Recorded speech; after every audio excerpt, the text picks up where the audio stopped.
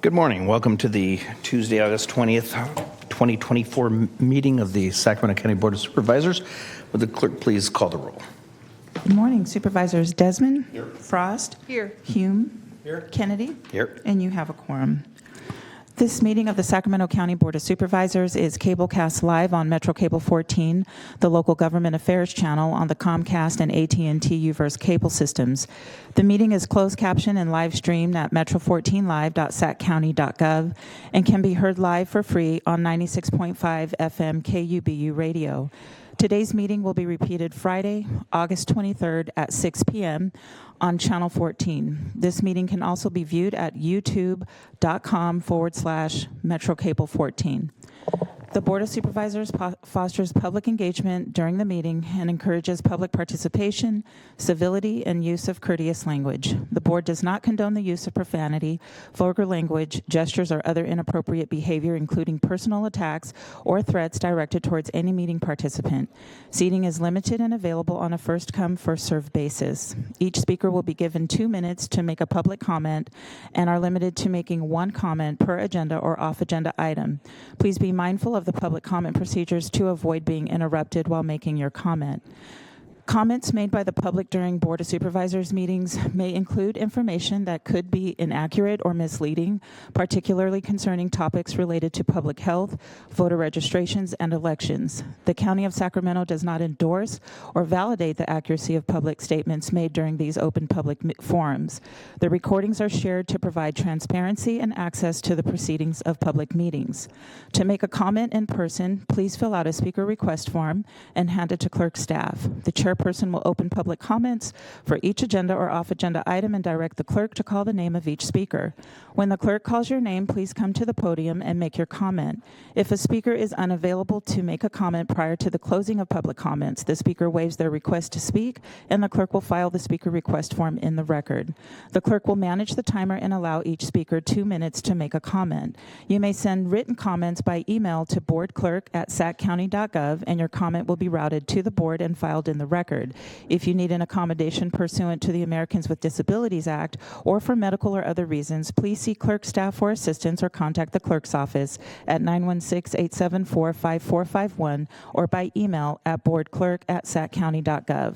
Thank you in advance for your courtesy and understanding of the meeting procedures. Madam Clerk, I want to thank you for your thorough statement that you make every week or every meeting, and those of you in the public that don't realize it, that our clerk regularly updates her statement, and I think it shows the how much you care about our county. So thank you very much. You're welcome. Thank you. Please join me in the Pledge of Allegiance. I pledge allegiance to the flag of the United States of America and to the republic for which it stands, one nation, under God, indivisible, with liberty and justice for all. First item, please. Your first item are public comments relating to matters not on the posted agenda, and we have 14 speakers. And our first speaker is Perry Ferrucci.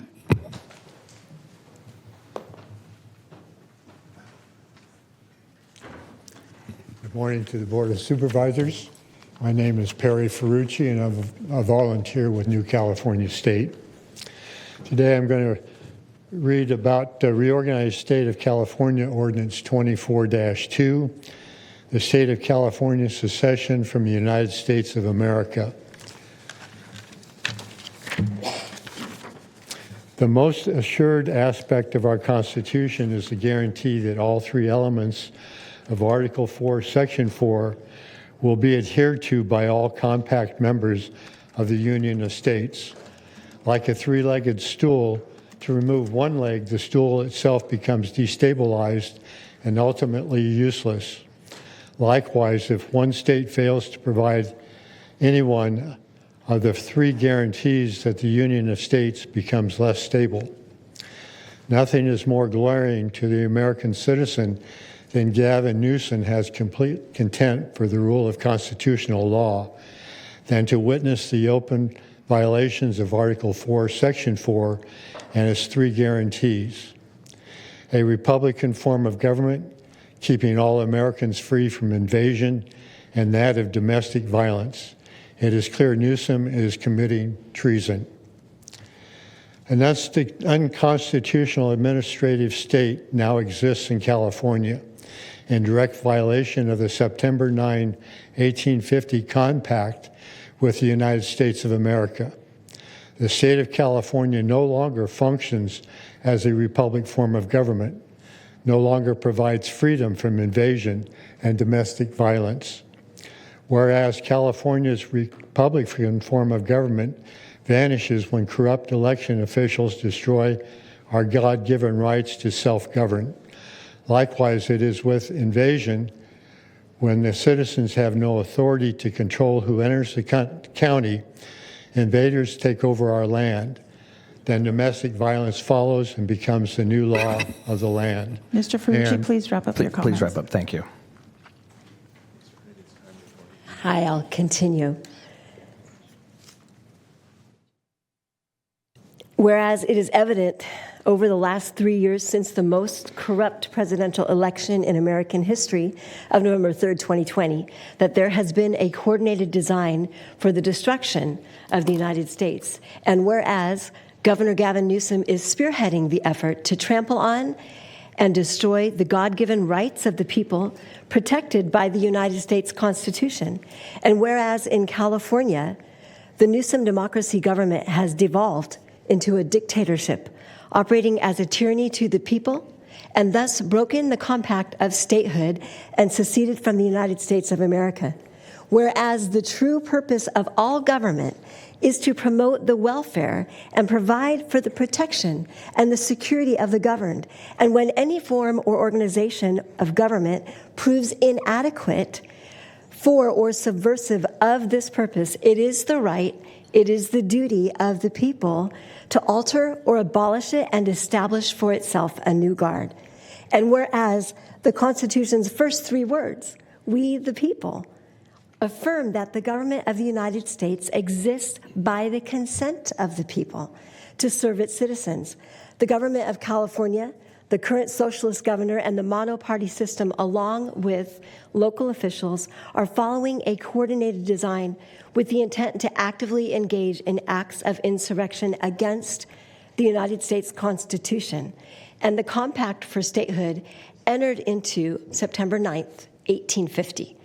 Be it resolved, an unconstitutional administrative state now exists in California in direct violation of this September 9th, 1850 compact with the United States of America. The state of California no longer functions as a Republican form of government, no longer provides freedom from invasion and freedom from domestic violence. Please wrap up. Okay. Thank you. I will conclude 2402 ordinance. Be it further resolved that the state of California is not the property, not the administrative state, not the province of any theocratic ruler, nor any monarch, nor foreign entity or government, but is a state in the United States of America. Be it further resolved, the reorganized state of California shall honor the Statehood Compact of 1850, the Constitution of the United States of America as the supreme law of the land, and shall honor Articles 4, 5, and 6 that embody the concepts of federalism, describe the rights and responsibilities of state governments and the states in relationship to the federal government. Therefore, be it resolved, a reorganized restorative government of California consistent with the Compact of 1850 with the Congress of the United States has been established, which is Republican in form of government, with an executive branch, judicial branch, and a bicameral legislative branch. And that is the conclusion of 2402 ordinance. I would like to add, I have about a minute, I would like to make a comment. Supervisor Kennedy, I want to thank you for your closing statements that you made last on August 6th to us. And for clarity, I would like to say that we are a constitutional republic. It gives we the people individual liberty. and the constitutional right to free speech and to grieve in public. So I agree with you. Thank you. It's a blessing that we are in a system and a government that allows this to happen freely. I'm very concerned about one thing. I'm concerned about your knowledge of the Constitution. So I do have a gift for everybody here today, Supervisors and Madam Clerk. I have a constitutional book here for you. I've earmarked the page referring to Article 4. Please wrap up. Sections 3 and 4. Thank you very much, and I keep praying for the right decision. Thank you, and my constitutional law professor thanks you as well. Next, please. Good morning. I'm Lynn Reeves, and I'm reading the Reorganized State of California Ordinance 24-03. The State of California slave trading violations of California State Constitution 1849, Article 1, Section 18, and the United States Constitution 13th Amendment. As stated by the Office of the Attorney General, Rob Bonta, human trafficking is among the world's fastest-growing criminal enterprises and is estimated to be a $150 billion a year global industry. It is a form of modern-day slavery that profits from the exploitation of our most vulnerable populations. California, a populous border state with a significant immigrant population and the world's 5th largest economy, is one of the nation's top destination states for trafficking for human beings. In 2018, 1,656 cases of human trafficking were reported in California.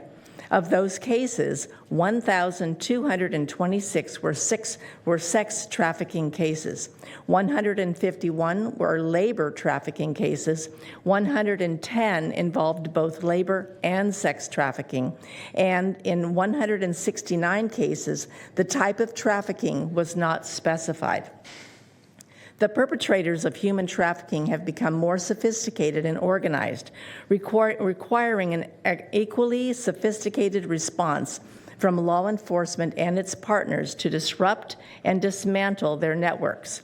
Human trafficking strips victims of their freedom and violates our nation's promise that every person in the United States is guaranteed basic human rights.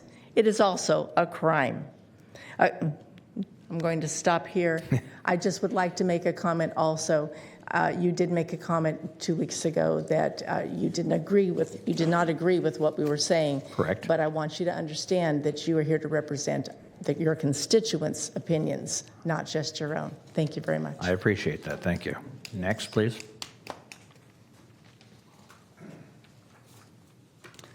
Hello. According to the World Population Review, Human Trafficking Statistics 2024, California consistently has the highest human trafficking rates in the United States, with 1,334 cases reported in 2020, of which 1,023 were sex trafficking cases. As reported by bedbible.com, California has the most trafficking, and 1 out of 4 victims are children who average age is 12 to 14 years. Whereas, as defined by the Office of the Attorney General Rob Bonta, human trafficking, also known as trafficking in persons or modern-day slavery, is a crime that involves compelling or coercing a person to provide labor or services, or to engage in commercial sex acts.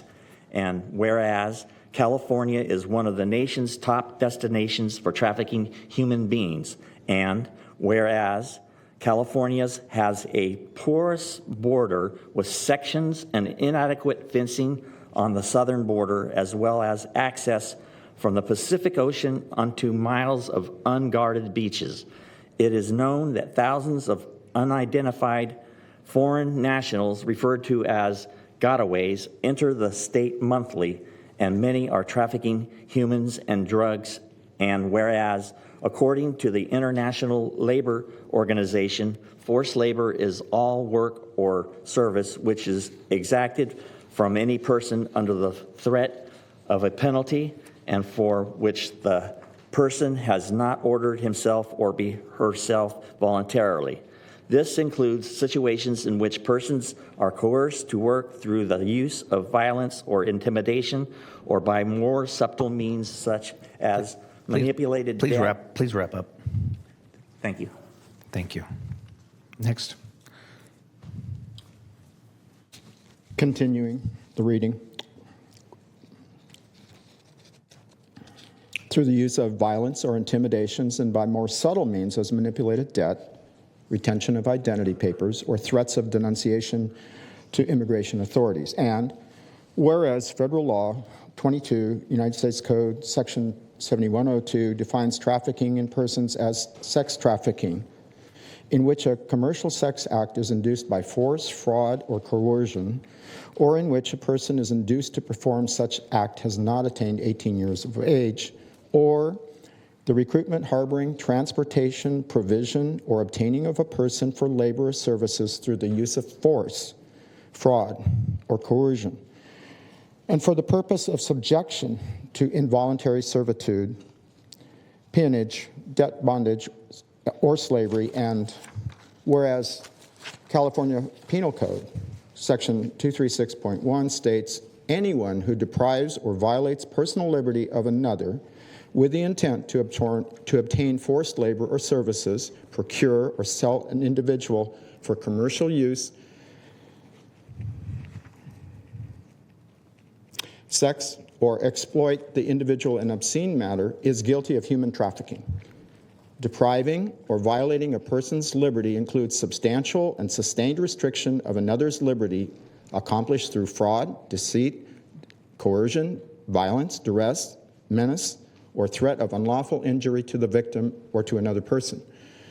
Under circumstances where the person receiving or apprehending the threat reasonably believes it is likely that the person making the threat would carry it out. However, sex trafficking of juveniles is separately defined as causing, inducing, persuading, or attempting to cause, induce, or persuade a minor to engage in a commercial sex act.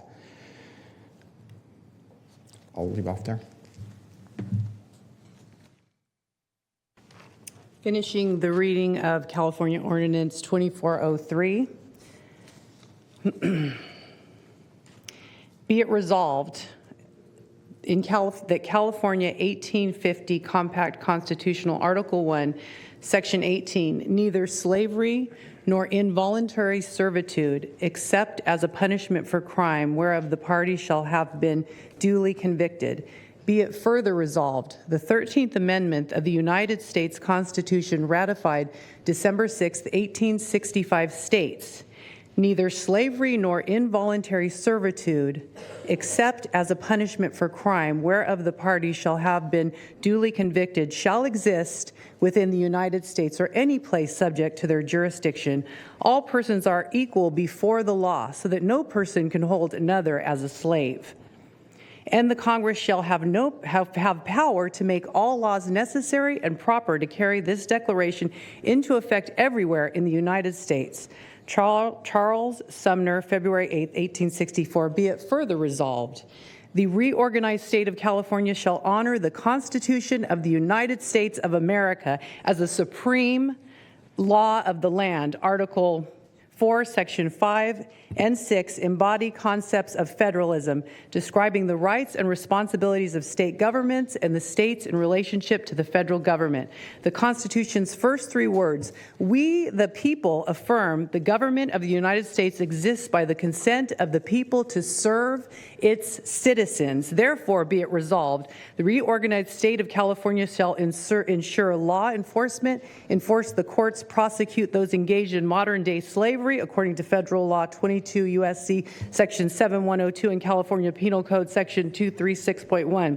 Thus, protect the rights of the people under Article what is it? Article what? 4. Sorry. Section 4 of the United States Constitution that guarantees to every state in the Union a Republican form of government and to protect each of them against invasion please wrap up. and on application of the legislature or the executive when the legislature cannot be Ms. Nicholson, convened please wrap up. against domestic violence in accordance with our compact secured by the California Statehood Act of Supreme Court. We have copies of these two ordinances, Ordinance 20402 and 2403 for you. Thank you. Okay, thank you so much. Thank you. Thanks you all for having us here again. Each time we all stand up together, we're here together. Each one of us has a different heart and different perspective for why we're here. But we do care about this nation. We do care about our city and the state. And the county, I take it. And this county. Yeah, exactly. Yeah, exactly. That's right. We care about you all as well. Seriously, okay? Thank you. Different perspectives, that's all right. Where did all this come from? On July 27, 2024, at the Reorganized State of California Convention, we read and passed these 3 ordinances unanimously. 51 of the 58 counties of Reorganized California were represented by 139 delegates. Ordinance 2401, 2402, and 2403. We've read each one of them to you all now.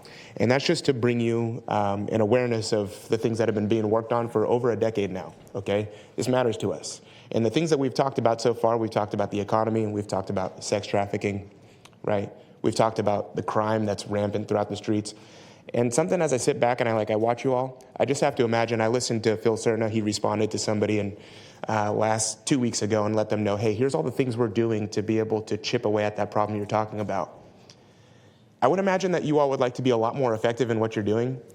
Just from working out in the streets for the last 4 years, people are addicted all over the place.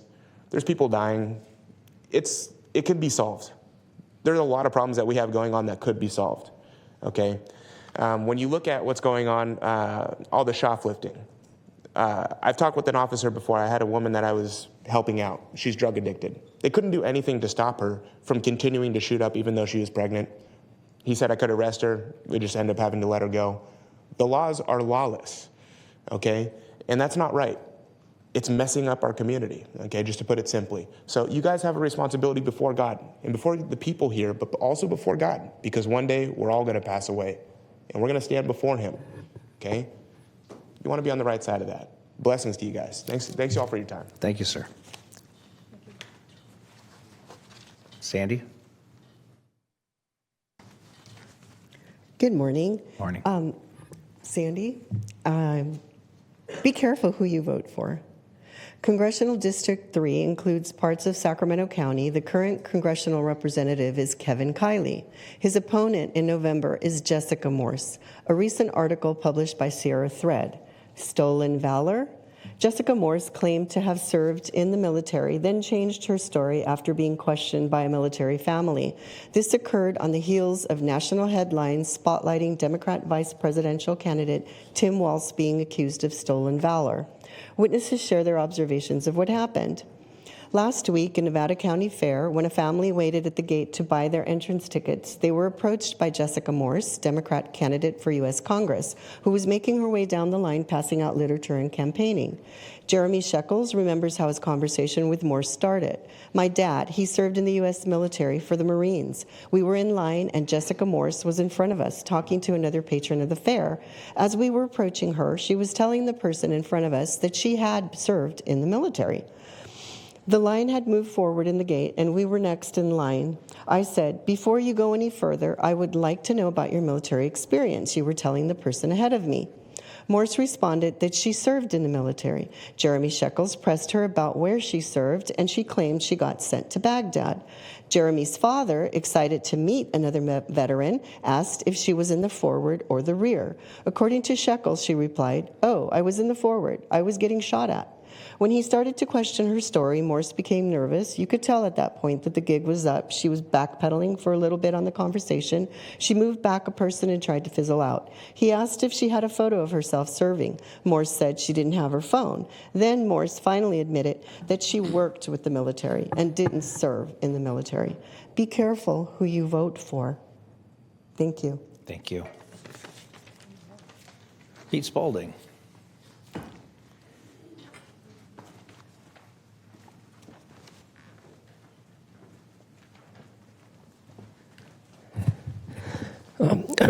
Good morning, Chair Kennedy, board members, and Madam Clerk. I did notice this morning that there were some additions to the public comment instructions, and I hope you'll find that all my statements are accurate. I want to thank you for the attention that you're giving the upcoming erosion control projects.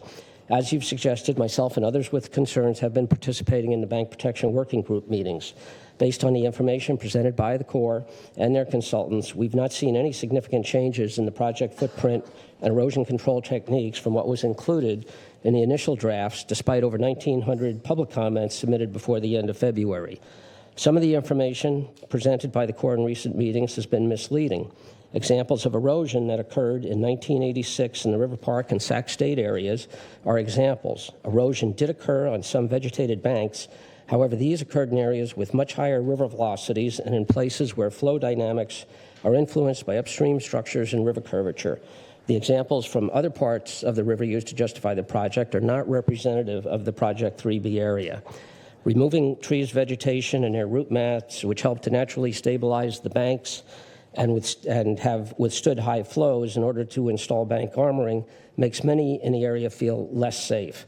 Post-construction flow velocities will be increased and at the riverbank due to the loss of vegetation. It will take generations to regrow that vegetation, and it won't be equivalent to what's being removed.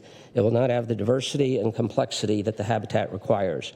I know some of you have had the opportunity to tour the site with the Corps, but we haven't. Maps we've obtained, labeled 100% preliminary design, show no meaningful reduction in the area of vegetation and tree removal. The drawings posted at last week's Bank Protection meeting and show many more trees can be simply saved by reducing the distance above where the bank armory will be placed. We see much room for improvement, and will continue to urge the Corps to take the public's concerns seriously. And we want to get a win-win-win: erosion control, flood protection, and a scenic parkway. Thank you. Thank you. Thank you, Mr. Spaulding. David Williams.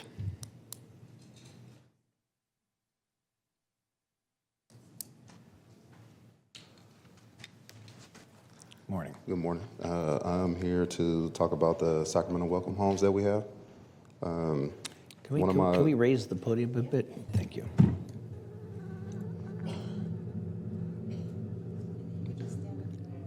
All right. One of my coworkers that couldn't make it wanted me to read a statement for her. Good morning. My name is Yanae Lee, and I'm a child development specialist with CPS. I've been with CPS since 2018, and I've been working closely with the youth in a very small quarters. Began at CRH, very small rooms at OB3, and now the welcome homes. When I began, I wondered what kind of job would allow these things to go on. I witnessed rampant drug use, known prostitution, overdoses, violent fights, weapons and alcohol brought in, attacks on staff, threats on staff, and so on. I believe that our system is broken, and even in that belief, I show up because I also seen success stories, reunification and hope in youth eyes. We work hard at our jobs every day. So today I stand with my fellow CDS and ESWs. Thank you for allowing me to have this time. And I'm an ESW there at the homes, and I've only been there for about a year. And a lot of the things that she mentioned, I've seen.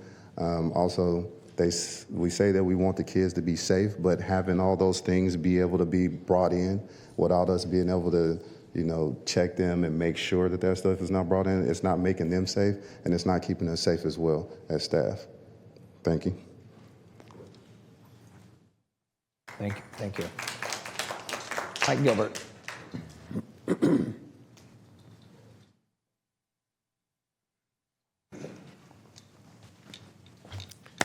Good morning. My name is Mike Gilbert. I'm a social worker with CPS. Last time we were here, the director told you guys that we were able to search the kids. And, I heard her say all those things. Didn't hear her say anything about what was done to protect staff or increase security in the homes. We left from there, went back to work, and they continued to cover up the truth. Tried to tell my coworkers that we are able to search the kids through the prudent parent standard. I had to file a complaint with the state just to uncover the truth. They came out and investigated and put it in writing that we can't do that.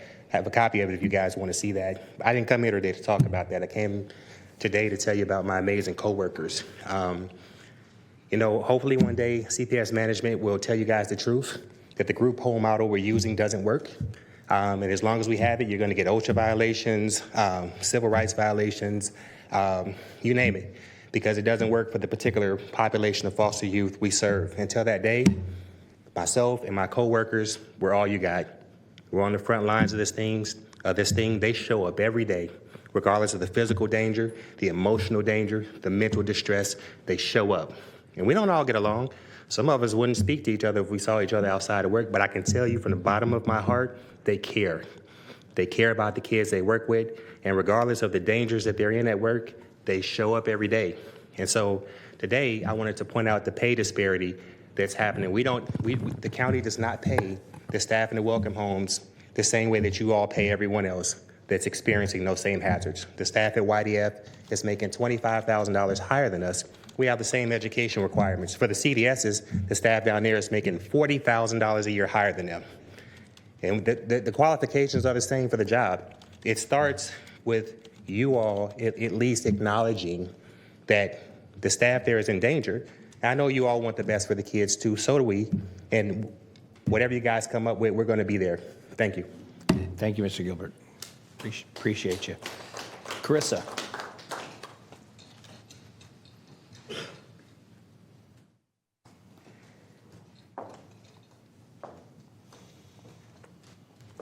Good morning. Hi, good morning. Hope you're all doing well. I come before you today to ask for your help, not to waste your time, but to ask for help. As a Sacramento County employee who has worked as a child development specialist for a few years, as an employee working in the Sacramento Welcome Home temporary shelters, we have endured unsafe working conditions, hazardous working conditions. We have staff dedicated to supporting foster youth, but are faced with insufficient pay for the workload, causing short staff. We have youth sneaking in, unknown strangers into the home. Just last night, we endured that. And we do our job. We lock the windows, we follow through, we do room checks, but they're still sneaking in unknown members. Youth are constantly smoking and doing drugs in the room. While we do those room checks, they'll be smoking their blunt, just carelessly. We call law enforcement, we're told there's nothing that they can do because it's considered a residential home. Just last week, our youth just sat outside in the front to get some air, and the neighbors instigated and said some comments to them, which caused a stressful situation. Who was there? Staff in the middle, trying to de-escalate because they care for these youth. So I'm asking you to help those who service these youth. Help us help them. Thank you. Thank you, Carissa. Tezra.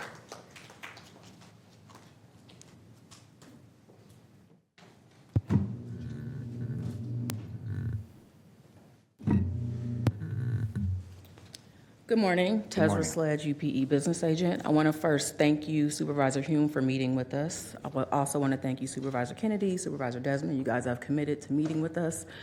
Regarding the welcome homes and the working conditions there, just want to reiterate again that these welcome homes are not safe. The incident that Carissa was speaking about, I actually got from, heard about that from a different engagement social worker, and it was a melee. She put it very nicely, but it was a melee. It was an out brawl. We had, there was a neighbor that was actually attempting to come in the home on the property, and an engagement social worker had to stop that person from trying to come in the home on the property. Friday evening, I received a text from an engagement social worker that took a picture of a man, not a young man, a man leaving the welcome home where the girls are. He had been there, him and his friend had been there all night, smoking drugs in the room with the female youth, having sex in the room with the female youth. When the sheriffs come, there's nothing they can do. The locks on the doors, especially at the girls' home that I've been told, do not work to this day. I have spoken with the division manager. She has assured me that that has been fixed. It has not been fixed. The workers are not safe. There's nothing in their job specifications that say that they have to endure hazardous drug situations. There's nothing in there that says that. They still do not have standards for their job. We have been asking them for over a year to provide standards for the engagement social workers. We still have none. And now they've been told that the youth is allowed to order DoorDash. That is the wrong thing to do, as these homes are supposed to be confidential. I can't even go there to visit my members because these kids don't have to go to school. And when you all go to visit, they take the kids out so you don't have to see what really goes on there. This is terrible, and we are asking you for your help in protecting your employees at these welcome homes. Thank you. Thank you, Desiree. Supervisor Desmond. Thank you, Mr. Chair. I appreciate speakers coming in. I do look forward to meeting with some of you. One thing I asked Siobhan, we had a discussion a few weeks ago about some of the training issues. What I'd also like to see, hopefully within the next week or so, is for some of the specific concerns, have staff provide me with some information before my meeting about what some of the best practices are with other counties who are also experiencing this same thing. I would like to have some information about some concrete solutions that we could explore. Thank you. Thank you, Supervisor. And you know, I'll just follow up and say that it's a very unfortunate situation that we've been put in, and as we often are as a county, when the geniuses at the state legislature put dictates on us that they don't fund and they don't tell us how to do it, but they just say figure it out. And that's kind of where we're at now. And I will say that contrary to what has been said many times at the podium, I do believe that our employees are doing the best that they can with what they've been handed. So thank you very much. All right. Okay, so for your consent matters, items 2 through 32. For item number 5, you're adopting an ordinance amending Title II, Chapter 2.01, Section 2.01.016, relating to fictitious business name, statement, fees, and amending Title IV, Chapter 4.02, Section 4.02.030, relating to license fees. You waived reading on this on August 6th. And for item 6, you're adopting an ordinance amending Title III, Chapter 3.30, Section 3.30.010 of the Sacramento County Code relating to miscellaneous Department of Finance tax collection fees. You also waive reading on this on August 6th, and that concludes the clerk's notes. Thank you very much. Is there Supervisor Frost? I would like to call out item 5. Okay, I'll read that into the record. I just read that into the record. That was the ordinance. And Yes. I'd just like to go on record as a no vote. Okay. Supervisor Hume. Thank you, Chair. Also record me as a no for item 5. 5, okay. And then I have comments on items 8, 14, and 16. Okay, so 8, 14, and 16. I'll read them all into the record. Thank you. Supervisor, is that okay? Sure. Okay. Thank you. Yes. Item 14, approve contracts for countywide portable restrooms, sinks, and trailers to Area Portable Services Incorporated. For item 14, this is to authorize the Director of the Department of Transportation to execute a retroactive agreement with Sacramento Regional Transit for the Ride-Free RT Student Transit Pass program. And for item 16, authorize the Director of the Department of Transportation to execute a cost-share agreement with Sacramento Area Sewer District for Harvest Water Pipelines pavement restoration.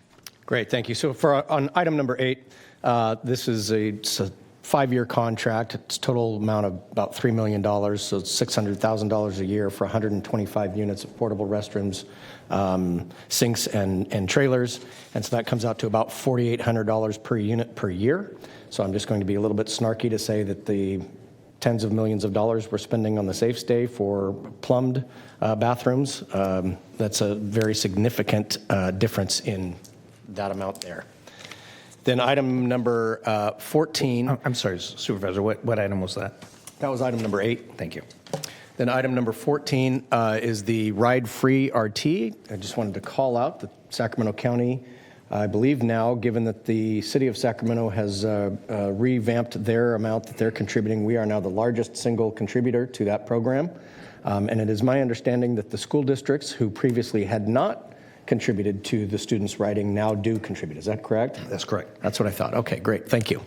And then lastly, on item number 16, I just want to thank staff and thank my colleagues. This is the award of the contract to repave the roads at the conclusion of the Harvest Water project. This is for the county's fair share of doing that pavement restoration. My office continues to receive considerable complaints about the traffic circulation and the road closures down there. And so the only silver lining that I can point out to my constituents is the fact that this is a once-in-a-lifetime, unprecedented amount of southern rural roads that are going to be fully repaved. So it's a little bit of a light at the end of the tunnel. And then I've also been working with our to include a farm-to-market provision for ag roads in our regional transportation funding network. So I'm trying to do the best I can down there, and I realize there's a lot of disruption going on, but I just wanted to call that out and thank for the concurrence to chip in that extra money to make sure those roads are returned to the best condition they can be. Thank you. Thank you, Supervisor. We appreciate you always looking out for the rural roads of Sacramento County. I will couple of items. You've already read them in the record. Number 8, which Supervisor Hume addressed, and I understand your concerns. I will say that in my experience and in talking with jurisdictions throughout the country in these circumstances, that at the end of the day, porta potties are more expensive than plumbing. Just because of the damage that happens to them and the maintenance, and it's a nightmare situation that I think most service providers will tell you that porta potties are not the answer. I at one time delivered porta potties to an encampment, and it was not a good situation. That's my own opinion. On number 14, thank you for bringing that up, the ride-free. You are correct. Sacramento County's paying $350,000. City of Sacramento is paying $250,000. I think that's unfortunate, being that the population of the city of Sacramento is probably the biggest beneficiary to it. That they're not matching us as I think that they should. But and I will give Council Member Kaplan a great deal of credit for going out and meeting with all of the school districts to find funding to match and bring up their contribution. I think the number one reason given for truancy in our schools is transportation, and so the fact that we're doing this, I think that Sacramento County deserves a great deal of credit. We're also creating lifelong transit riders. So I think it's, I think that this is money well spent for just numerous reasons. And I know, as you know, you've been on the RT board longer than I have, that this is really good for our kids and for our transit system. Thank you. Anything else? Any member of the public would like to address the board at this time on anything that's on the consent calendar? We do have public comments for item 5 and 6. Thank you. And for item 5, BJ Pitts, CMT.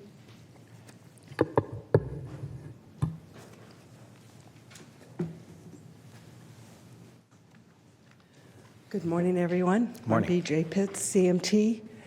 And I want to thank right off the bat for Supervisor Frost and Supervisor Hume for not wanting to pass your legislature or your ordinance fee structure on massage therapists. It's pretty onerous, the numbers. The legitimate massage therapists aren't the ones causing trouble, and we would like very much to be able to have had a word as stakeholders on this before it became this far. We had to hear about it on television, which put it to after your August 6th meeting. So we would like this pulled so we can have conversation. And I would like to remind everyone of the California Massage Therapy Act of 2023. And I'd like you to know I'm a CAMTC certified, number 552, and a active member of the Arden Chamber of Commerce. 4603.1 of the California Massage Therapy Act of 2023 states, local governments shall impose and enforce only reasonable and necessary fees and regulations on massage businesses and massage establishments, in keeping with the requirement of the existing law and being mindful of the need to protect legitimate business owners and massage professionals, particularly sole providers. I happen to be one of those sole providers. I've been in my location over 20 years, have never had a run-in, never had a problem, and I find this renewal to be quite substantial since you have my records. And I'm not understanding why. Again, I would like this to be pulled, and we'd like to be able to have a discussion to understand what your thinking is, to have input from us, and to be able to understand. I'm sorry, my time has run out.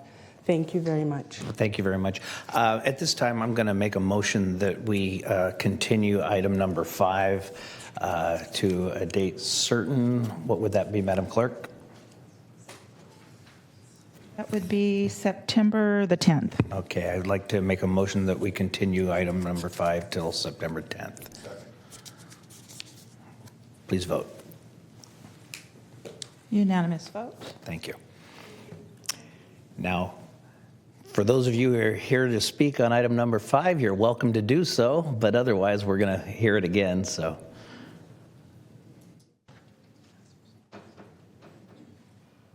Madam Clerk, there we go. There we go. Debbie Gall? Me. Thank you. Be careful. And by the way, my sciatica is really acting up today, so this is an appropriate time to have this item. Yes, it is. So don't punish us, please. I want to take a moment to thank Supervisor Frost and Hume for opposing this increase. Some of these fees are going up as high as 268%. And if you look at even the tobacco licensing proposals, I've been into smoke shops before where they're selling drugs in there. They're selling this green powder for opiate-addicted people, and their fees aren't close to what ours are. I carry a CAMTC license, which now has doubled. That's gone up to $300. We have to carry a special. We have to carry a general. And if you have a massage establishment, as BJ does, I'm home. I work at home. If you're in a situation where you've rented an office somewhere, you may have been working there for 10 years or whatever, but all of a sudden the neighborhood changes, the tenants around you change, and you don't feel safe working there. So you want to move your establishment somewhere else, or maybe you're working in an establishment where you don't agree with their practices. Now your fees could go up to almost $800 to move your location to be in a safe place. I think that that's outrageous. We also would like to see see the fee study for each step that you're taking for this increase and how this helps recover the cost of issuing the permits and not for the enforcement. We should not have to be paying for law enforcement to do their job. There's plenty of organizations that can go out there and do what law enforcement can't. We even offered at one committee that I was on that you could have massage therapists go visit these questionable establishments, but it's so obvious to us that are professional and not doing the illicit massage. We can drive by a business and we can tell right away that's one of those places, and why they're not getting enforced when we've even taken the time to turn them in, but we as legitimate therapists now are being punished by these outrageous fees. We already have to carry 3 to 4 licenses. Please be reasonable on the increase. Thank you. Thank you. Oh, and thank you for pulling it. Tony Siakotos. Good morning. Morning. Thank you for letting me speak. My name's Tony Siakotos. I'm a CAMTC certified massage therapist, and I've been a credentialed massage professional for over 30 years. Since I only have 2 minutes, I'm going to be a bit blunt, but I hope it will offer some food for thought. Massage regulation is primarily an attempt to regulate commercial sex rather than massage therapy businesses. Massage parlor is a useful term for blurring the distinction between a massage establishment, a place where professional massage therapists engage in the practice of massage, and a brothel, a business where money is paid in exchange for sex. This lack of differentiation becomes the logical support for the high barrier strategy like charging higher fees. If one knew for an absolute certainty that a business applying to operate as a massage business was a massage business, then these fees and this entire conversation would be nonsensical and unnecessary. That's not the world in which we live, however. And you already know how much this strategy costs you. As it Sergeant Gingrich, I believe at the last meeting, quoted it as $100,000 in 6 months to try to close establishments that were already open. So the answer, try to raise more money. From whom? Massage therapists? We don't have it. But you know who does? People who operate commercial sex businesses. Massage parlors is gray. Massage establishments and brothels are black and white. Gray is expensive. Black and white saves time and money. What is needed is a lower cost means of distinguishing between massage businesses and imposters seeking to use the appearance of massage therapy businesses in order to engage in prostitution. I'm just about out of time, so I'll say this. Massage therapists, professional massage therapists, have specific knowledge that can help you to craft good ordinances, good fees, and good policies. We don't know your end of it. We certainly know ours. Let us help. Thank you. Thank you, Tony. We have 2 speakers for item number 6, BJ Pitts.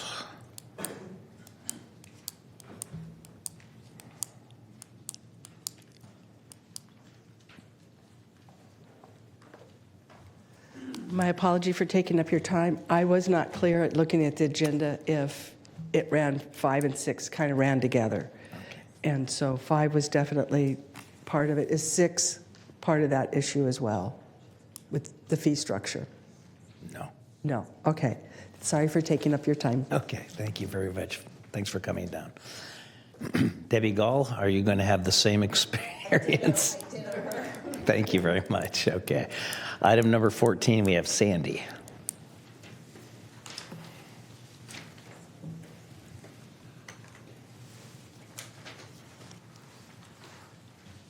Hi. I just wanted to take the time to thank you so much for the comments that you made on public transportation.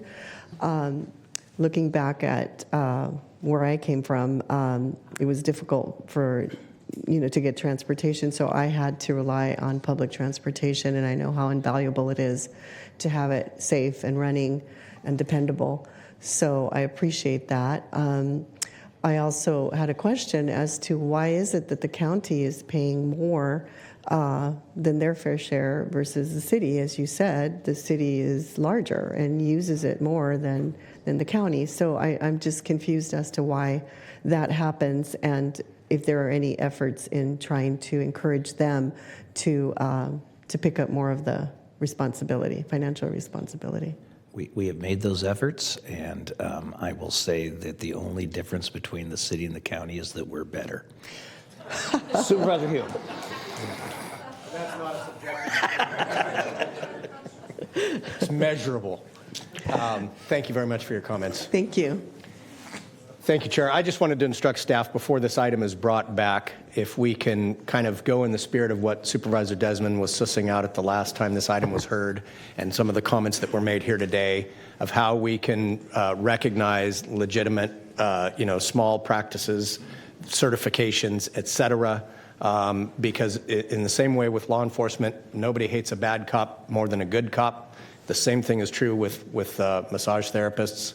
And so I would like to be able to vote for this item because I understand the cost recovery aspect of 99% of it. It's just this 1% where I feel like we're being onerous to legitimate practitioners in order to try and cover the costs of the people who have no business. They're not doing legitimate business and need to be shut down. So before this comes back, hopefully we can tease out some of the spirit of what Supervisor Desmond was trying to achieve. Thank you. Supervisor, I know that this has been an important issue to you, and I appreciate that. With Brown Act considerations, I would be more than willing if you're interested in working with you on this as well. Great. Thank you. Supervisor Desmond. Thank you. And so I'm going to comment on that item that Supervisor Hume raised. I think some important distinctions. The dramatic fee increase is on the establishments. There are some people who are providers that actually are not also an establishment. I think that's an important distinction, and I'm completely sensitive to the issues that all of you raise. I appreciate you being here today. Appreciate the legitimate businesses out there.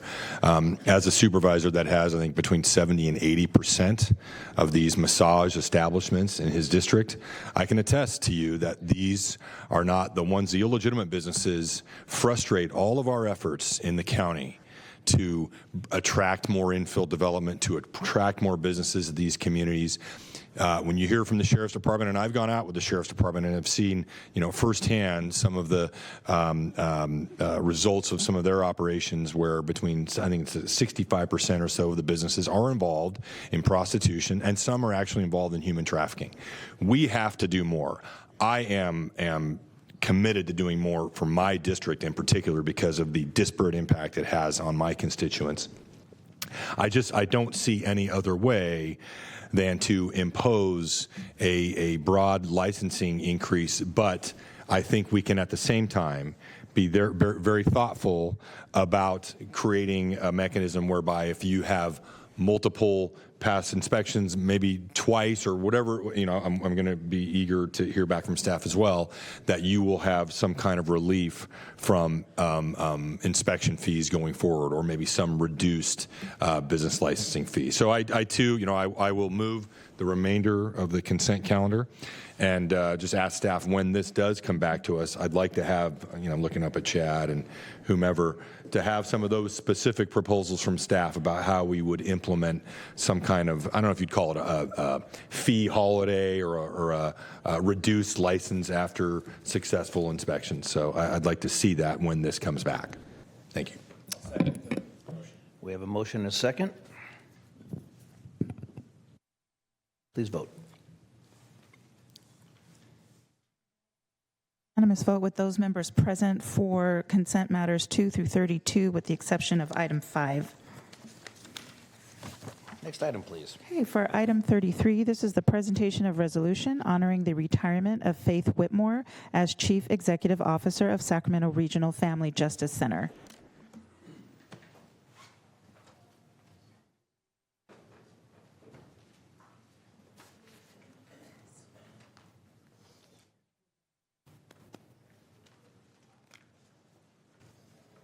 So this is one of those moments where I don't want to give this presentation because we're going to miss you. Thank you. Faith Whitmore, I've got all this, but I'm going to just toss that. I don't know anybody who's done more for people in need than you have. There are women, children in this community that owe their life to you.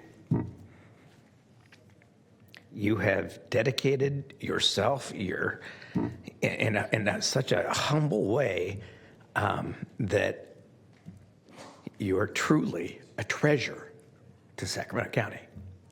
So all of these whereases aside, I want to tell you that I'm proud to have known you. I'm proud to have been on this dais while you were serving the people of Sacramento County. Thank you. Thank you.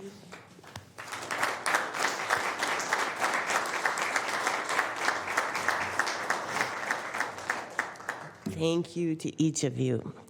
I want to say thank you for your public service, you all elected officials, because it can be just sometimes a thankless job. It's a critical job, and it makes such a difference. It makes a difference for those whom we serve at the Family Justice Center. And so this retirement thing, it's a tough choice. It's a tough choice because I'm so passionate about what we do at the Family Justice Center. So I want to thank you so much for the support that you all have given through the years. And I also want to take the opportunity to introduce our new CEO at the Family Justice Center, Kristen Fiorelli. So, You're not going to get up that easy. Thank you. Crying is genetic in my family. It's not my fault. But anyway, we welcome Kristen, and we know that you will be good friends to her and continue to be good friends to the Family Justice Center. And thank you again. This is so sweet. Thank you. Appreciate it.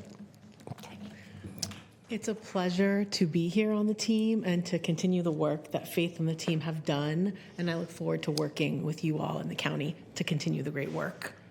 Thank you. And thanks for coming to the gala soon. See you there. Thank you again. Mr. Chair, can I say a few words? Faith, before you leave, I mean, I was overtaken a little there by my fellow Irishman, emotional Irishman, Supervisor Kennedy, and the tears flowing. You know, I have not known you nearly as long as Supervisor Kennedy, but I got to know you a little bit after that horrific murder of the children in Arden Arcade, and you came to the event at Liberty Towers, and we talked a lot. And since then, I've gotten to know you. Every interaction I've had with you has just been inspirational to me. You are your level of humility, kindness, generosity, and really grace towards everybody that you help, everybody you encounter, has just been wonderful, Faith, for Sacramento County. I am privileged to know you.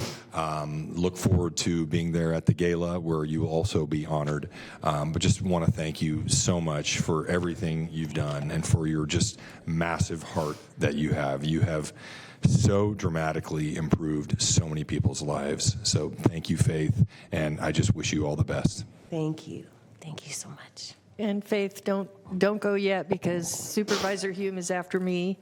But I just wanted to say that I remember, I haven't forgotten your service with the Assembly, with Assemblyman Cooley. And you were a wonderful part of our community, a friend to everyone. You've always been such a great communicator. You're a complete professional, and your work, I was excited when you went to the Family Justice Center because what a rewarding, beautiful place to be to help the most vulnerable. And you were such a great pick for that. And I want to thank you for all that you've done for Sacramento County and the children and the families there. And I hope you have a wonderful retirement. I hope you enjoy yourself. Thank you.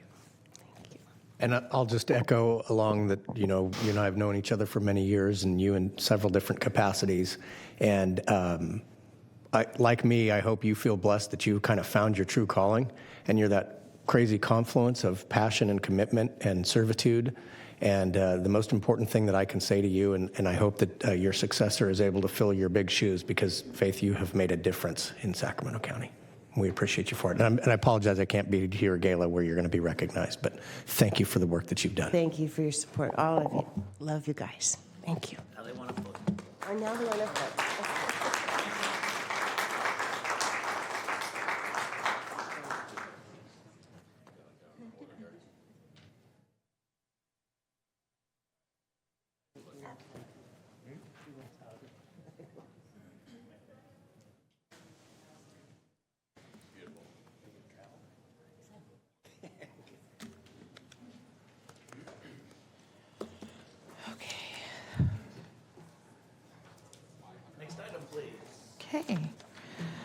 For item 34, this is the response to the June 24, 2024 grand jury report related to the Board of Supervisors pay raise.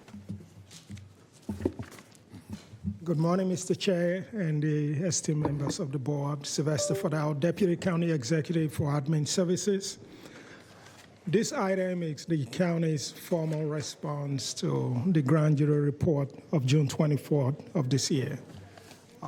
While I do not intend to give a formal presentation, I just feel it's important to share with the board that the leadership team is Sylvester, you don't speak to us very much in chambers, so you speak to the two. There you go. Yeah. Thank you, I appreciate that.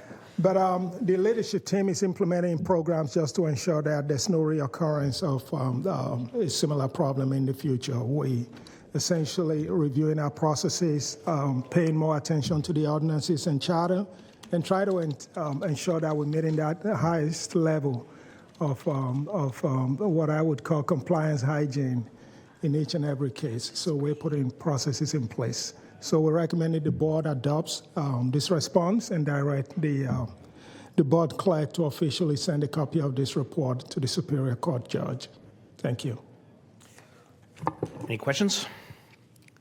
Supervisor Hume. Not a question. I just want to say I thank the grand jury for having discovered some of these things. I mean, they made some findings that we disagreed either wholly or partially relative to the process. I think everything that we did was consistent with how we had done other similar processes with the county. They found some things that we absolutely did wrong, which is resulting in all of us paying back the county for a portion of the increase.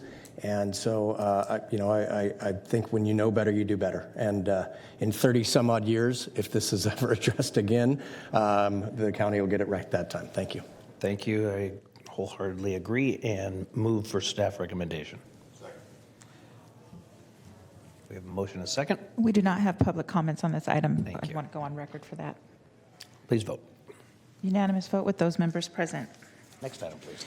Item 35 is the Tax Equity and Fiscal Responsibility Act hearing, request for approval of tax-exempt bonds by the California Municipal Finance Authority for the benefit of Eschaton Properties in an amount not to exceed $65 million. Good morning, Chair Kennedy and Supervisors. I'm Colin Bettis, the County Debt Officer. Today's Tax Equity and Fiscal Responsibility Act hearing is a request from Eschaton Properties, Incorporated, and the California Municipal Finance Authority, of which the county is a member.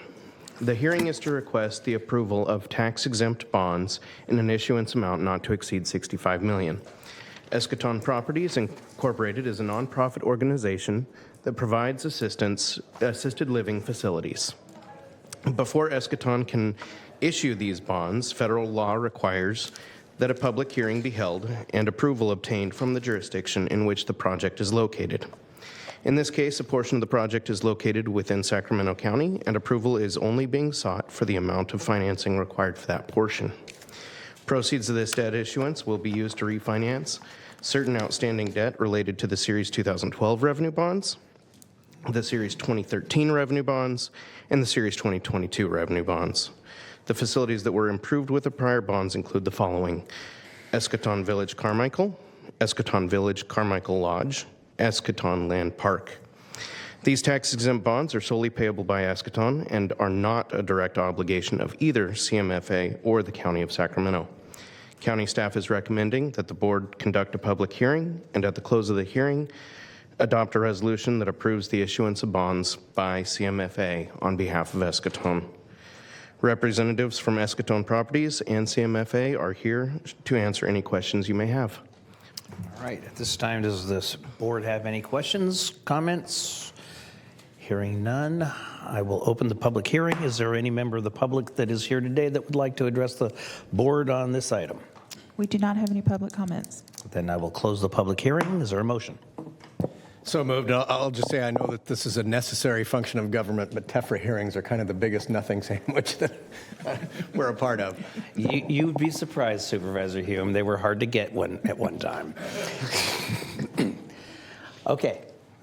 So we have a motion and a second. Let's vote. Unanimous vote with those members present. Okay, for item 36, a resolution of the Board of Supervisors to adopt the Sacramento County infill program update and initiate identified implementation actions.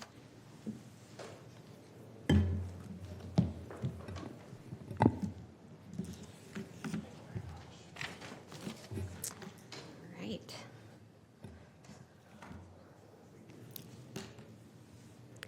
Okay, good morning, Chair Kennedy and members of the board. I'm Joelle Lindman, Principal Planner, and today I'm excited to be here with the latest development associated with our commitment to advancing infill development in the county.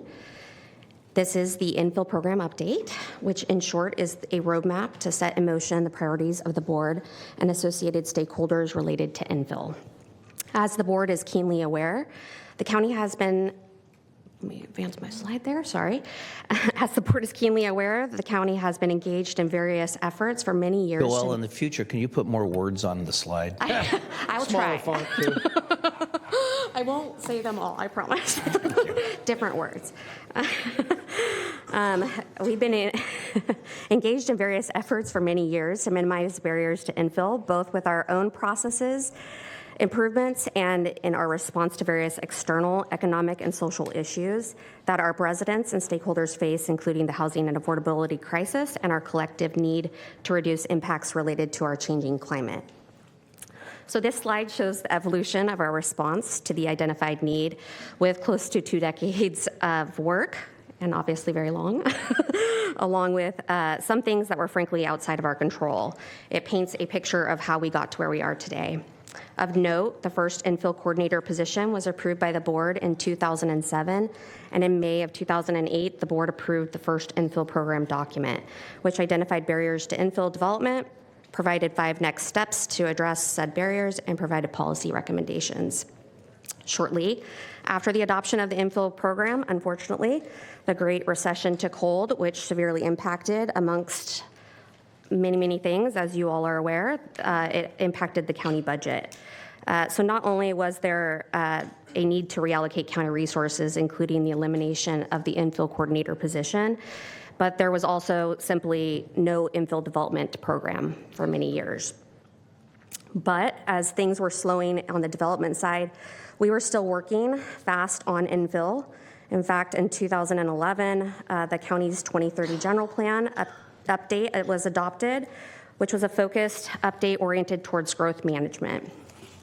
The infill program and infill in general is identified in the general plan as one of the growth management strategies, and a key policy was added to the general plan that speaks to the importance of infill. That would be policy LU3, which states that it is the intent of the county to focus investment of public resources on revitalization efforts within existing communities, especially within commercial corridors, while also allowing planning and development to occur within strategic new growth areas. This policy clearly affirms the board's desire to focus on infill as one of the strategies to accommodate growth. After the Great Recession, the county did not see the level of infill development desired or needed to address the housing crisis, and it became apparent that we needed to look more comprehensively at the whole suite of issues, if you will, on why the needle just hadn't moved on infill. To look at these issues holistically and to prepare recommendations for the board, Planning and Environmental Review applied for and was awarded a local early action planning grant, or LEAP grant, in 2021 for the infill program update. In the preceding years, the county has embarked on various efforts to address the larger issues and to set into motion real change around infill while the program was actually in development. There's a lot ahead of us, but the good news, as you all know, is that we have already started. The infill program update before you today has been guided by robust public outreach, input from the board and planning commissioners, best management practices from developers and other jurisdictions, and includes the good work we have already done but may not have realized yet. The update identifies 7 current barriers to infill development, provides a 13 action implementation plan to respond to those identified barriers, provides a summary of financial resources for infill development for infill developers, and provides an analysis of infrastructure funding options for infill development.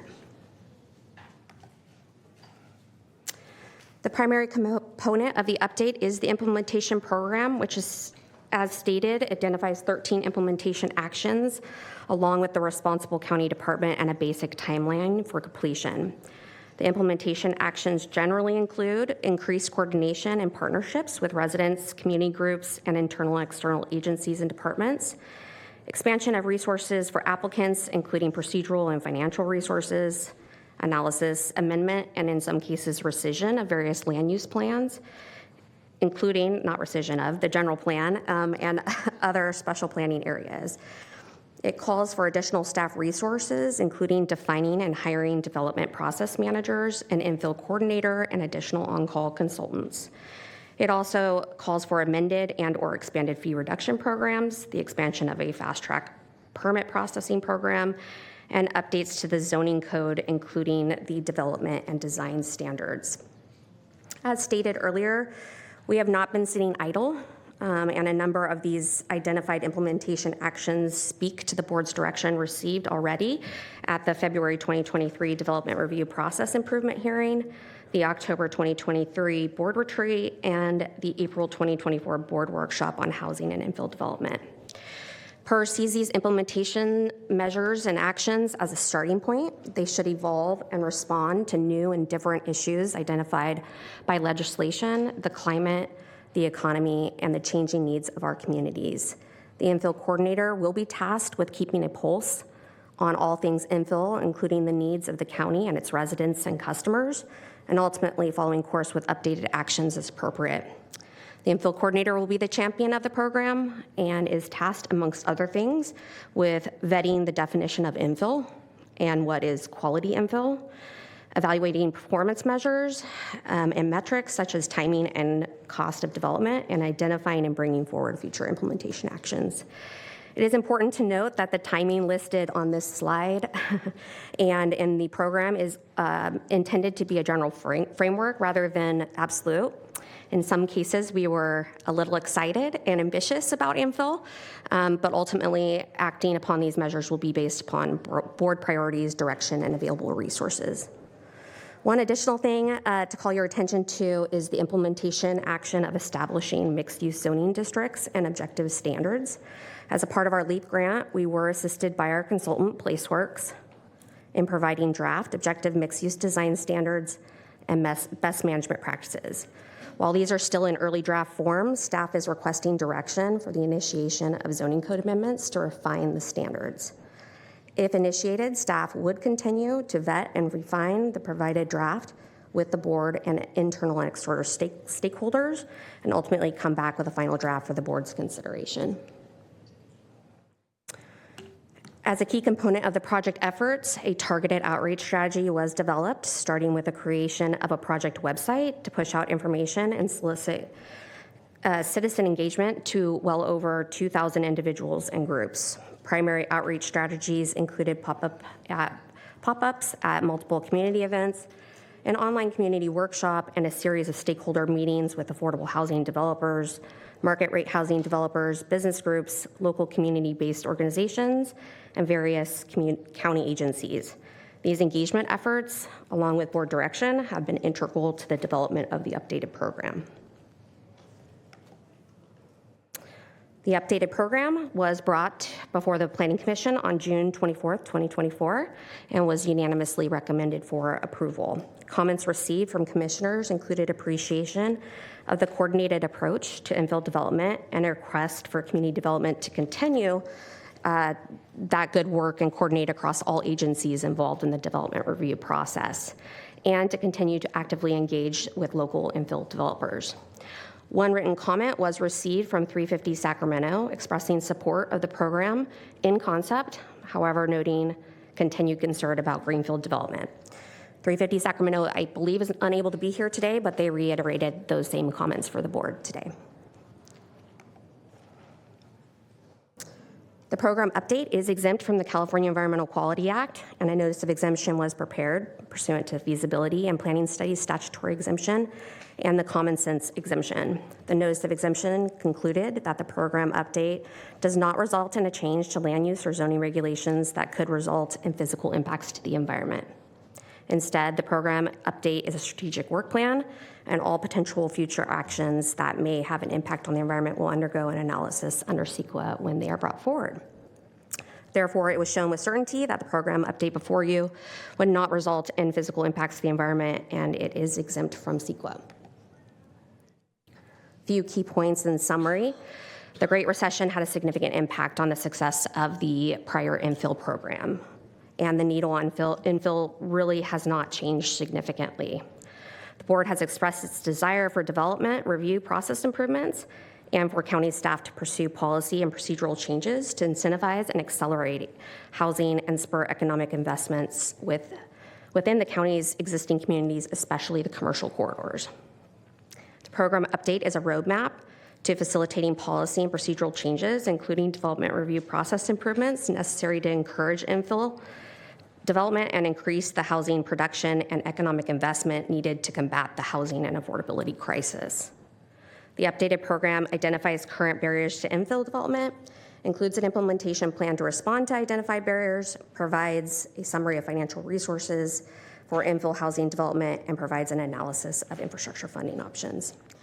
In furtherance of the implementation program, draft objective design standards for mixed-use development have also been prepared. Okay, with that, Planning and Environmental Review recommends that the board recognize the exempt status of the project under sections 15262 and 15061B3 of the California Environmental Quality Act, adopt the infill program, and direct staff to initiate those identified implementation actions. And with that, that concludes my presentation. But before I turn it back to the board, I just wanted to thank a few people who made this happen from planning. I wanted to thank the project manager, David Ulrich-Euros, and of course the long-range team, and Todd Smith, your planning director. And I also would like to thank the entire PlaceWorks team for helping us make this a successful program. David, along with Todd Smith, are also here with me if you have additional questions. Thanks. Thank you, Joelle. And that's the first time in 10 years that I've seen Easter egg hunt in a PowerPoint presentation. Supervisor Desmond. Thank you, Joelle, and thank you, staff, for this. This is long overdue that we are updating our infill program. We're paying more attention to our infill program. There's so many discussions about it. Most of it is in the context, well, recently been in the context of some discussions at SACOG about the inherent challenges of infill development and establishing, I think, reasonable expectations of what we can possibly attract for infill development versus some of the greenfield development. But this obviously plays into a lot of that discussion. So we're going to be hosting a series of community meetings. And I don't know if you'll be accompanying Todd at community meetings in District 3 to talk about infill development and economic development in unincorporated county communities. And I think it might be great, Todd, if Joelle's available. But in the implementation program slide, for some of the ongoing measures, you could already probably identify several specific things we've done with those relating to those 6 bullet points, I would imagine. So, I mean, I'd like to, maybe if you could get back to me specifically, maybe identify a few things that I could point to specifically with my constituents that we've already accomplished, this board has already accomplished. I hear a lot from residents in District 3, which, as you know, is mostly unincorporated, much to the chagrin of county staff who have to deal with me probably more than any other supervisor. I've been very frustrated with the lack of, or the perceived lack of, a plan since 2008 and lack of attention. So I really appreciate you bringing attention to this, bringing attention to some of the history and the chronology of why we weren't able to do some of these things over the past several years, but now we're shining a very bright light on it. It is incredibly important to the unincorporated community that we do a better job breaking down some of these barriers. And I know, looking at Dave and Todd and everybody, you've done really tremendous work in identifying some of these things, but also continuing to educate the public about those barriers, these unique barriers that we faced, particularly in the unincorporated areas. I think that some of our colleagues in the cities, they don't face some of these same challenges, and specifically dealing with so many different special districts. I mean, that's an inherent challenge that a lot of people or a lot of members of cities don't have to deal with. And I know that's a barrier that you're addressing through this program. So I'm extremely supportive of this, of your efforts, and look forward to our progress in the implementation program and really seeing us bring this to fruition by seeing an increase in applications for infill projects in unincorporated Sacramento County. So thank you, Joelle. Thank you, Supervisor. Supervisor Hume. Thank you, Chair. First of all, I want to thank you and staff that worked so diligently on this. This is an important component of kind of, meeting the demand. For me, I'm a yes and person, so we need to be focused on the infill as we are meeting the demand for Greenfield. But, a lot of these barriers that have been identified and that just exist in the development world, many of them are beyond our control, but some of them are within our control. And so, unfortunately, with an effort like this, there's never a checkbox where we can say, okay, good, we've set the best table we possibly can. And so I really appreciate the infill program and principles and the diverse group of stakeholder input that we've kind of brought to say, well, what do you see and what do you think ought to happen in order to kind of outline the best path moving forward. But I would just say a cautionary tale that with that objective mixed-use design standards, there's a lot in that document that could bog down a planner for weeks checking to make sure things have been, and so then that's doing the exact opposite of what we're trying to do, right? And so I think it's important as we look to implement this, as we really lay out the red carpet, that we're streamlining our processes and reevaluating and how we can do things quickly, and if we can turn the onus onto the project applicants to state how they've met them, so that there's not so much review required on our end. All of these things add up to time and money. And so I think it's a good step. I appreciate Supervisor Desmond for continuing to champion the needs of his district. I have a different experience with staff. They always tell me that I don't meet with them enough, that they want to see more of me. So maybe it's a personal thing. I don't know. But no, thank you. Appreciate it. I don't. Supervisor Frost.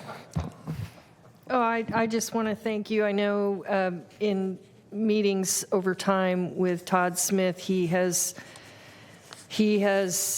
shared about all the hard work that you and staff have done, and I know this was an intensive effort, and I want to thank you for the work that you've done with the stakeholders and to help people and to make it as good as it could be. So thank you for all your hard work.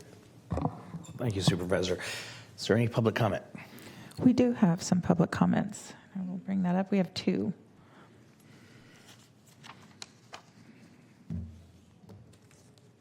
David? David? No comment. Oh, okay. That's the best comment. Thank you. Leticia Ramirez? You guys are batting it out of the park today. No one else? We have no other comments. Okay. Second. All right, we have a motion and a second. Please vote. Unanimous vote with those members present. Okay. So for item 37, this is the Sacramento County Regional Housing Needs Allocation Rezone Project, a general plan amendment, community plan amendment, and rezone for 79 candidate rezone sites in 10 community planning areas, and a zoning ordinance amendment to comply with the county's RHNA obligation. And the environmental document is subsequent environmental impact report. Thank you. And I'm going to take the unorthodox approach of addressing this issue before I've heard the staff presentation. And that's that, I cringe at looking at this staff recommendation because of the, if you look at it and you just read it on its face value, the onus on South Sacramento, and South Sacramento is taking the largest hit by far of any other community in the county. I do not fault our county staff for that. It's a dance that the state has made us come to do. It's if you looked at it on face value, it looks like, this is going to be a big impact on South Sacramento. And if I felt that was really going to be the case, I would not be supporting it today. But we're only doing what we have to do because the state is putting down this ridiculous game that they do that we have to address. So I will be supporting this, but with the very public statement that, if I thought that it was going to come to fruition, I would not be. I don't think that's the case. I do think that we need a plan as a county, regardless of what the state says.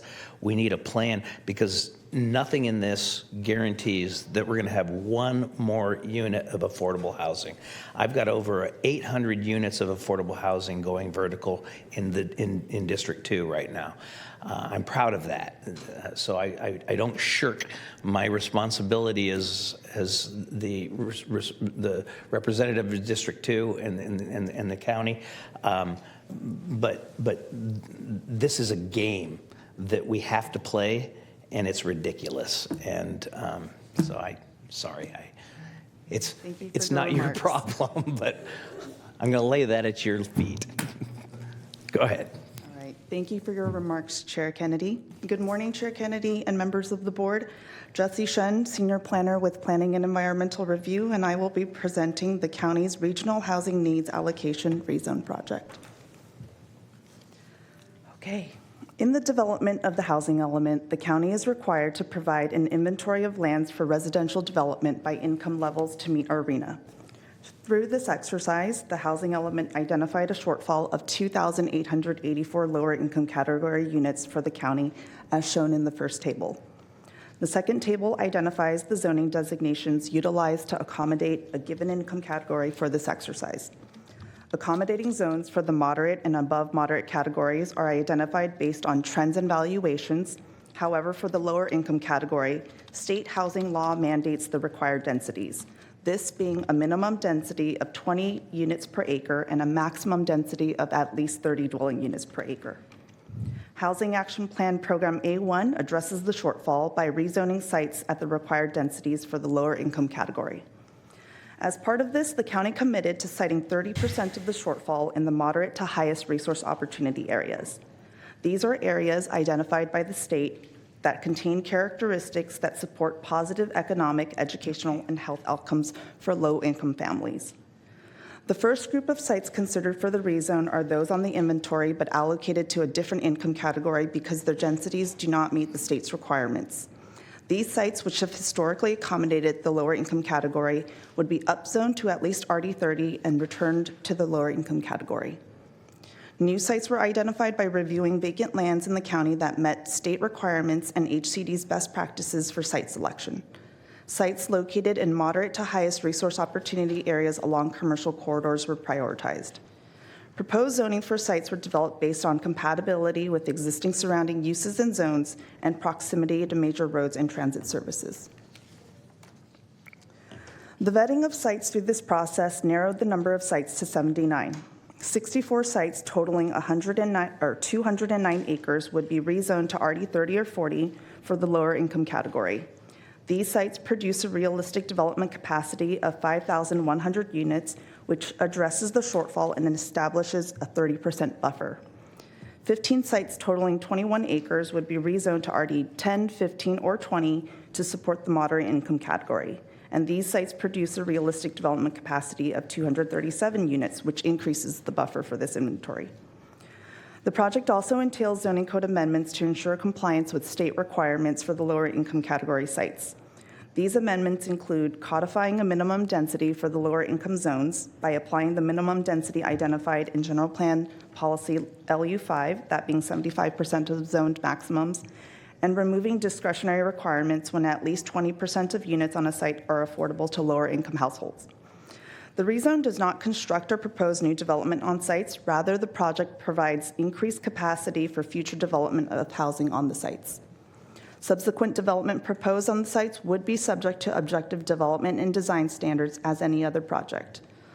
Although the project identifies sites allocated to the lower income inventory, the project does not require that housing specific to a given income category be constructed on a site.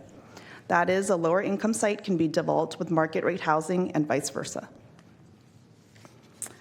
All right, to help visualize potential development on the candidate rezone sites, this and the next slide offers a comparison between the RD 20, 30, and 40 zones, all of which allow multifamily development by right, subject to objective development standards. The unit range for our RD 20 zone is 15 to 20 units per acre, and the prototype depicted here are apartments at a density of 18 units per acre. For our RD 30 zone, the unit range is 23 to 30 units per acre, and the prototype depicted here are condos at a density of 27 units per acre. And lastly, the unit range for our RD 40 zone is 30 to 40 units per acre, and the prototype depicted here are detached single-family homes at a density of 36 units per acre. These prototypes are examples of infill development with typical features such as parcel size constraints, and demonstrate that a variety of unit types and occupancy types, whether that be renter or owner-occupied, can be developed on infill sites. Excuse me, Supervisor Hume. Hi, Jesse. Can you go back to that last slide, please? Because when I saw it in the staff report, I thought it was a typo, but you left it detached single-family homes. How do you do detached single-family homes at an RD 40? For us, you would need to meet the lot standards for a single family, but the density would need to meet the RD 40 range. Yeah, I just don't see how a detached single-family house meets an RD 40 per acre. These are not county prototypes. These are prototypes from Washington. Perhaps if we looked at our development standards. That explains a lot. Okay, thank you.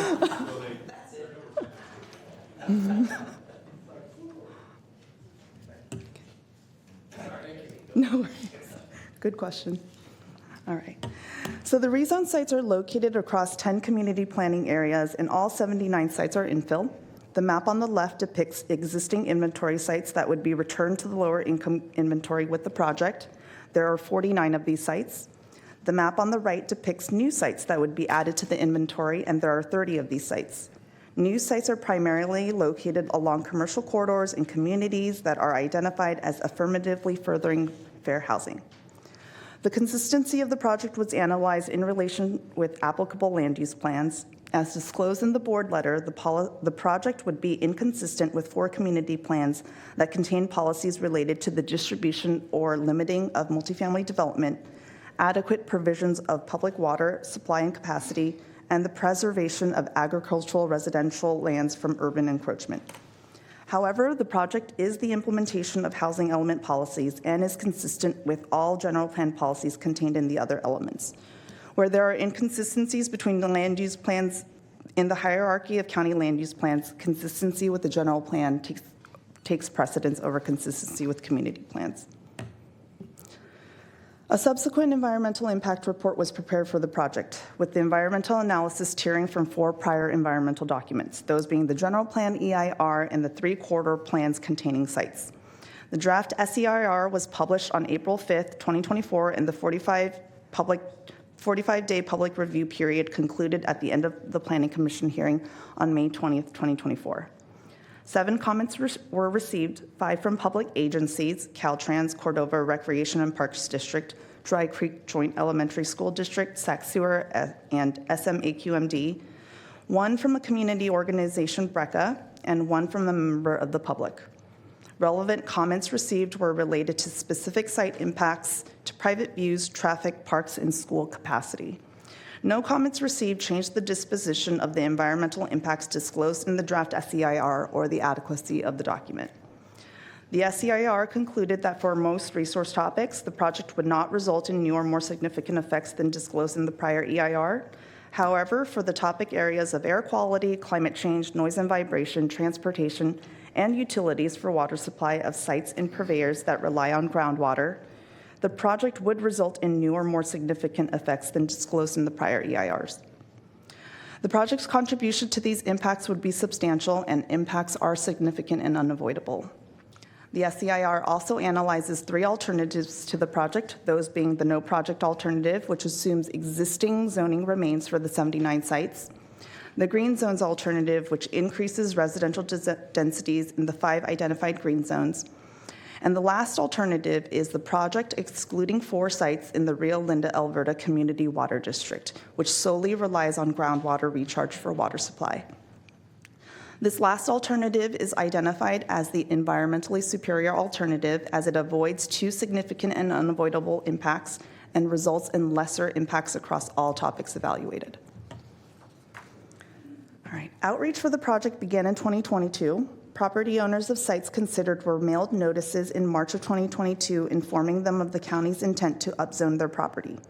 CEQA notices and hearing notices for the project were mailed to property owners throughout 2023 and 2024, and most recently for this board hearing. As a result of ongoing coordination with property owners, staff worked with 19 property owners to accommodate proposed zoning requests. 27 property owners representing 29 sites expressed support for the project, and requests to be removed from the project have also been accommodated. CPAC workshops were conducted for the project in April and May of 2022. At these workshops, community provided input on potential sites that should be considered and expressed concerns on specific sites and proposed zoning in certain communities. CPACs also received CEQA notices for the project throughout 2023 and 2024. Staff met with both Florin Historical Society and BRCA members to provide project details related to their community and solicit input. Developers have made inquiries for the list of sites for future development considerations, and pro-housing organizations have expressed support for the project. Development review communities and agencies have also been heavily engaged in this project. They were emailed CEQA notices and provided opportunities to coordinate and provide rezone conditions for the project. This includes most recently in June meetings with both the Cordova Recreation and Parks District and Dry Creek Joint Elementary School District to discuss their rezone conditions for the project.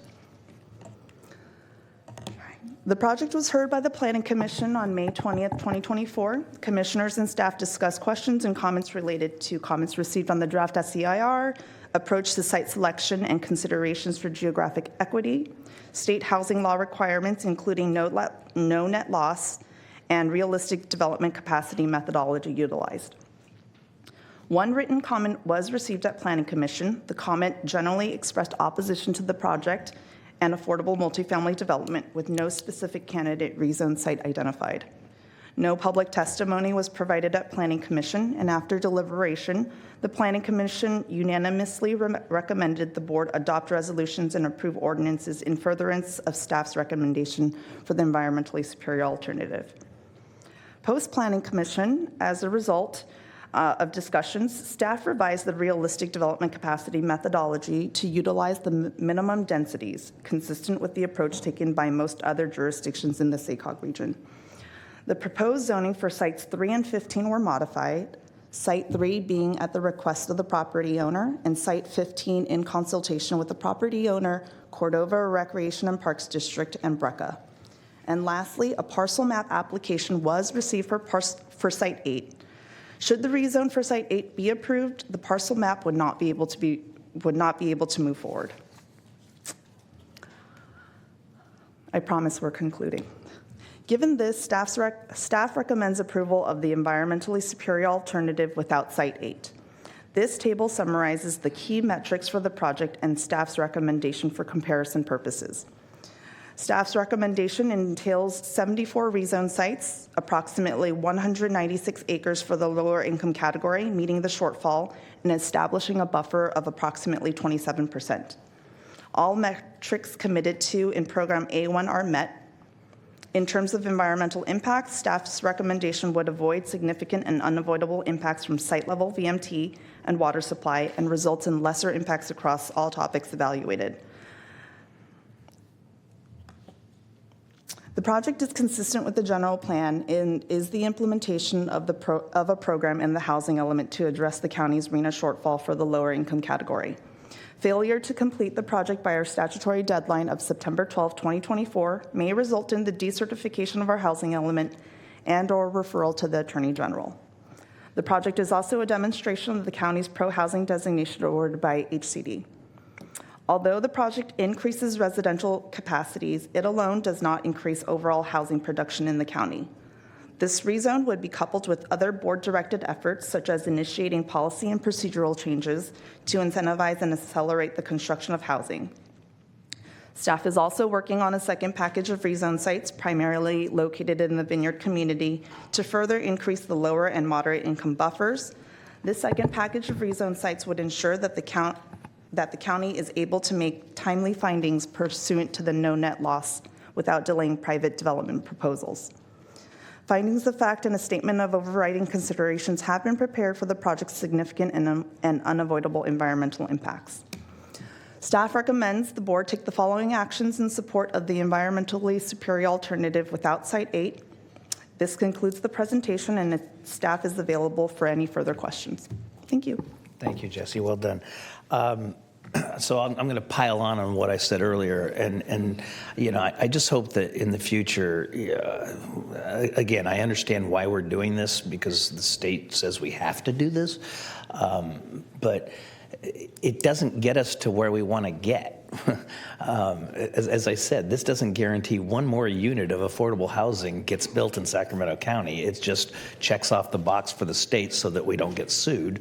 But I hope that we can look at maybe a plan that actually, if we have a building, a landowner who wants to build affordable housing, that we bring down the costs of doing so and make it easier to build affordable housing instead of this arbitrary, we're going to rezone you, and because rezoning can cost, $50,000 or more. This is folly. And again, I apologize to staff. It's not your fault. You guys put a lot of work into this. I appreciate that, but it's not a plan, and it doesn't get us where we need to get as a community. All right. Any other members? We have public comment? We do. We have 2 public comments. Thank you.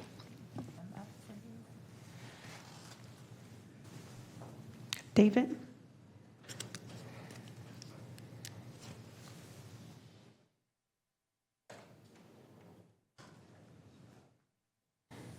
Now, David, you did really well last time.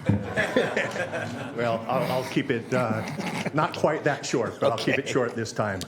I was a 40-year resident of Sacramento County, a business owner in the county, and investor and developer. One of the sites of the 79 belongs to me, the one on Folsom Boulevard. It's about 14 acres. I believe it's the biggest site.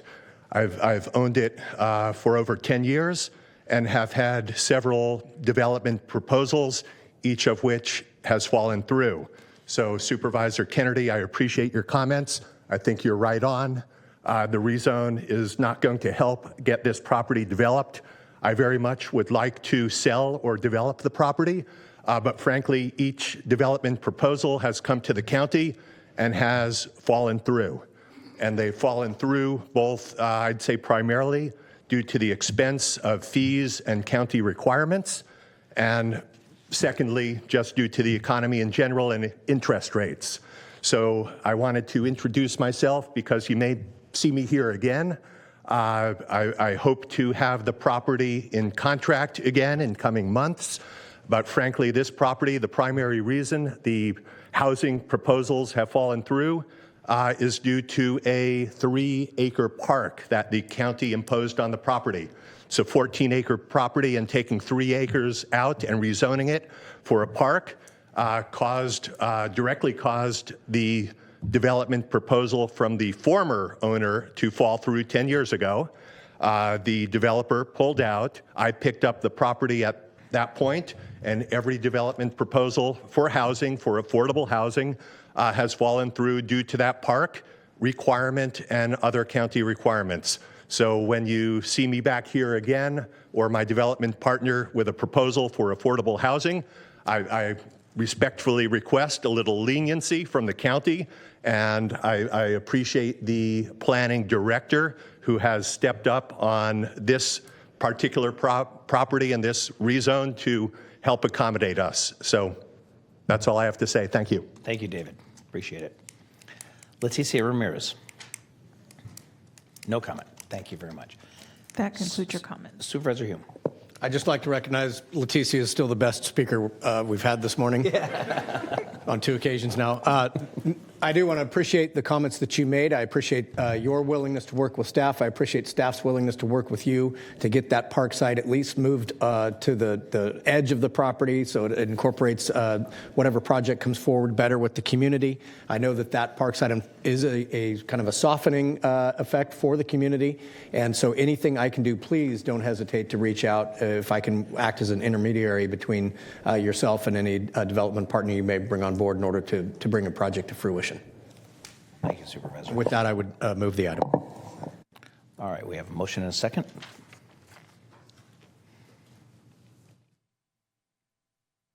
Please vote. Unanimous vote with those members present. Next item, please. Okay, so for item 39, I'll read this into the record and then I'll take the 39? oath. Did I skip an item? Yeah, 38. Oh, I'm so sorry. We're going to have to revisit that whole raise thing. Yeah. So for item 38, I'll read this into the record and then I'll take the oath. So if you are signed up to speak, if you could participate in the swearing in. So for item 38, this is the Winding Ranch project, a community plan amendment, rezone, tentative parcel map, tentative subdivision map, use permit, special development permit, and a design review, and a PCN for a property located at 4626, 4450 Manzanita Way and 5900 Winding Way, located on the southeast corner of the Winding Way and Manzanita Avenue in the Carmichael Old Foothill Farms community. And the environmental document is a mitigated negative declaration. So far right now, we have one person signed up to speak, so I'll take your oath now. If you're still here, Parmjit, yes, you can just stand right there. Yeah, there you go. Okay, please raise your right hand and the appropriate response is I do. Do you swear that the testimony you are about to give this board is the truth? So help you God. If you do not swear, do you so affirm?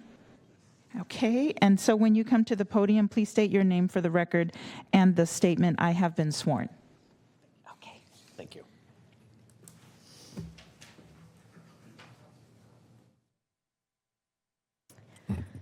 Proceed. No, thank you, though. Good morning, board members. I'm Leanne Mueller with Planning and Environmental Review. This project is the Winding Ranch development. It is PLMP 2022-00027 and PLMP 2022-00181. This request is for 2 separate but related entitlements on the same property. The first request is the PLMP 2022-27, which is to consider the development of that 18.6 acre site with a 79 unit residential subdivision and a 6.7 acre commercial development. The second is for a public convenience or necessity letter to allow a type 21 license for the Circle K on the corner lot where they would be allowed to sell alcohol. This site is 18.6 gross acres. It is located at the southeast corner of Winding Way and Manzanita Avenue.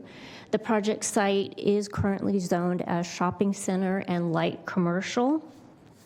And the one thing of note is that there is a drainage feature that runs north-south through this property. The site is currently vacant, although it was developed in the past with a gasoline service station and a bowling alley. The surrounding area is a mix of commercial uses to the north. To the south, there is a multifamily lot that is currently vacant.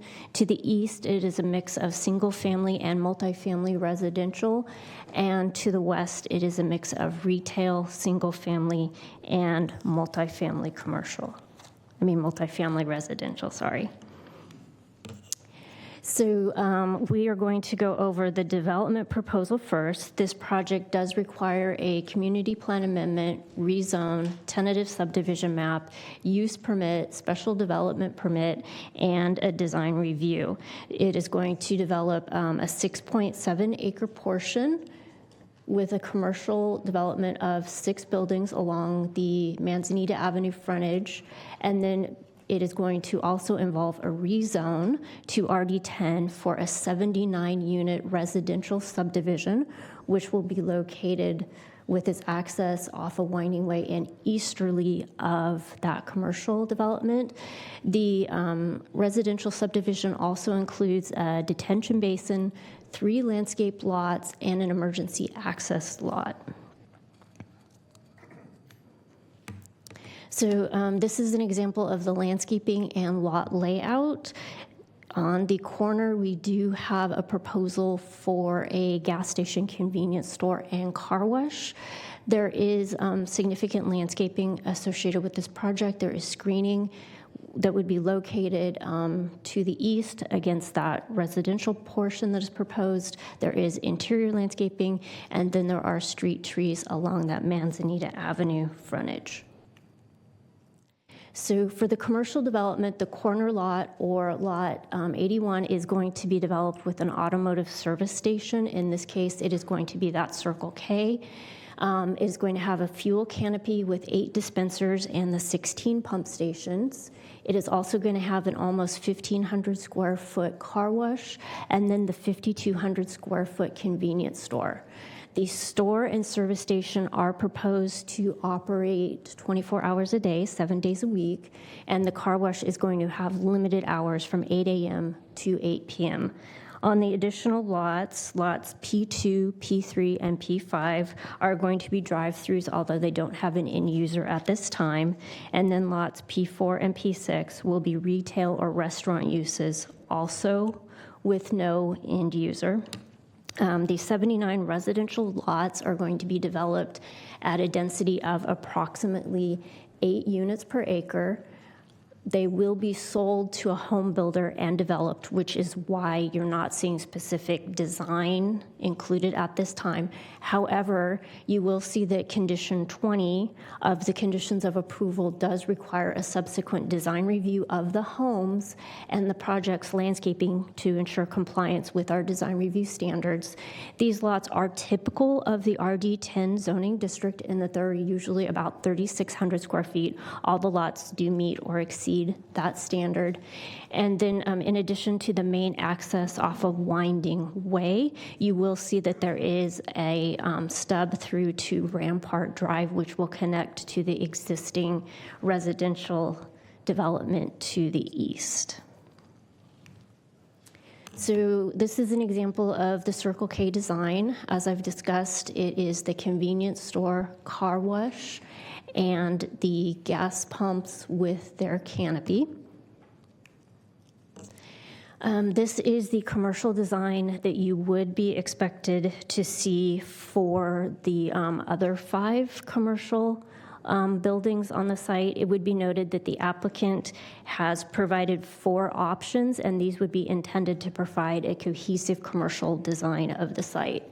This is options 1 and 2, and then these are options 3 and 4. Okay, this brings us to the public convenience or necessity request. The applicant did apply to the California Alcoholic Beverage Control, or ABC, for a Type 21 license for the off-sale of beer, wine, and spirits. ABC did identify that this is in a geographic area which is over-concentrated for that particular use and having a crime rate that exceeded 120% of their average. Now, this particular census tract permits 2 Type 21 licenses, which it currently has, and this would be the 3rd, which is the resulting of the overconcentration. It also exceeds the district average for crime by greater than 20%. So this slide here is intended to show the liquor licenses and sensitive uses within a 1-mile radius. As we've noted, they're already over-concentrated for the type 20 and 21, and there are some schools and daycares in the project vicinity as well.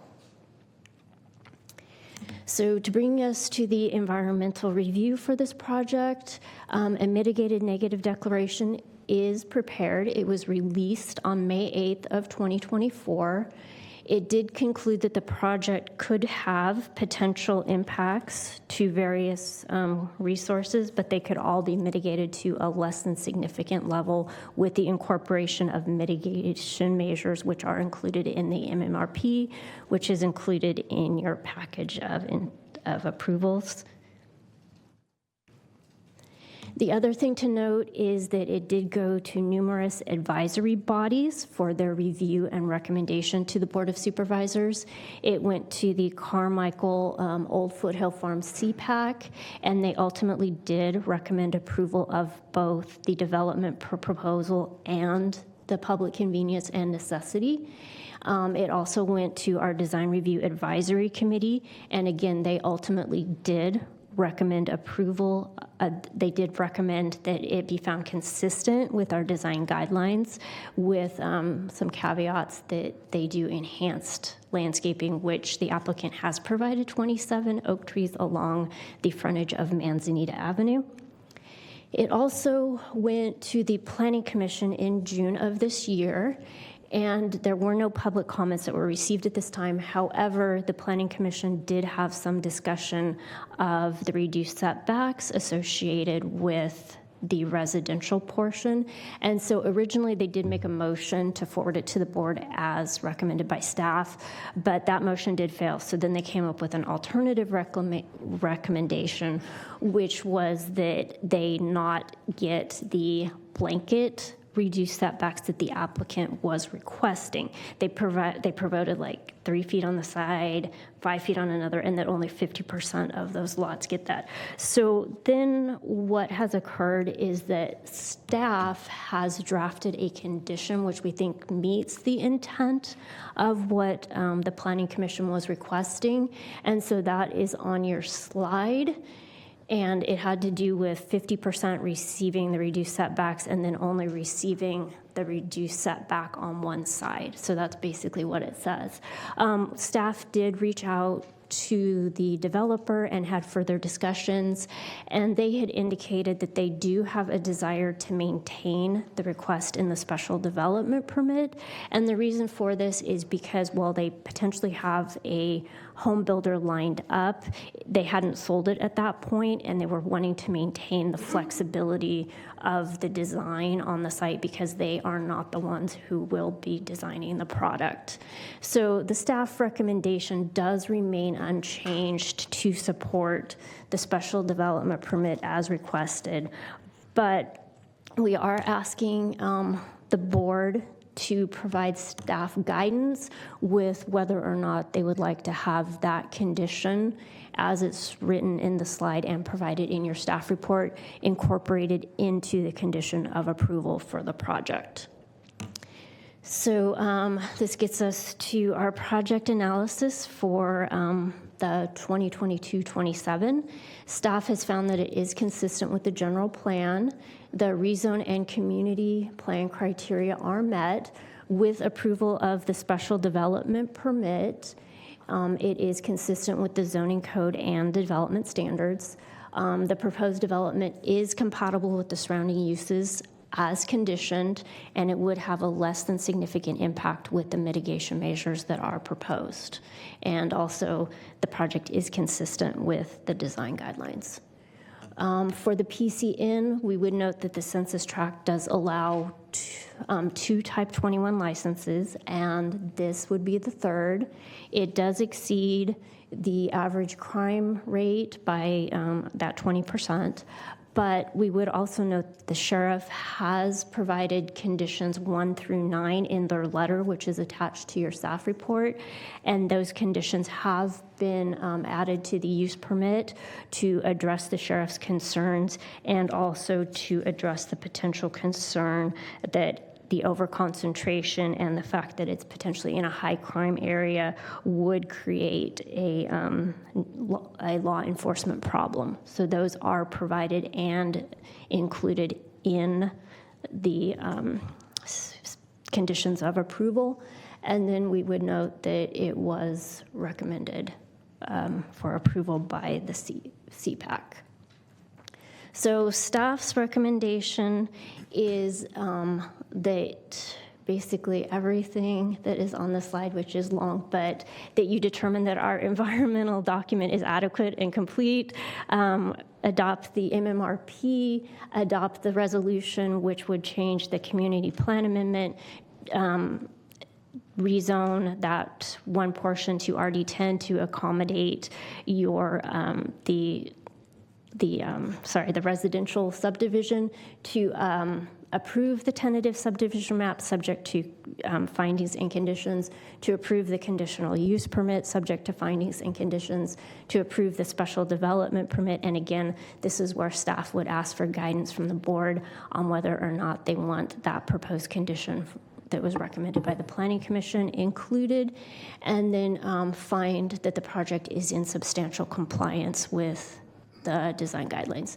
And again, staff also would recommend that the board issue the letter of public convenience and necessity with the addition of the conditions of approval recommended by the sheriff, which are also included in attachment 2.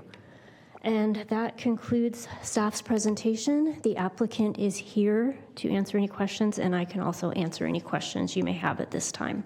Thank you very much. Supervisor Desmond.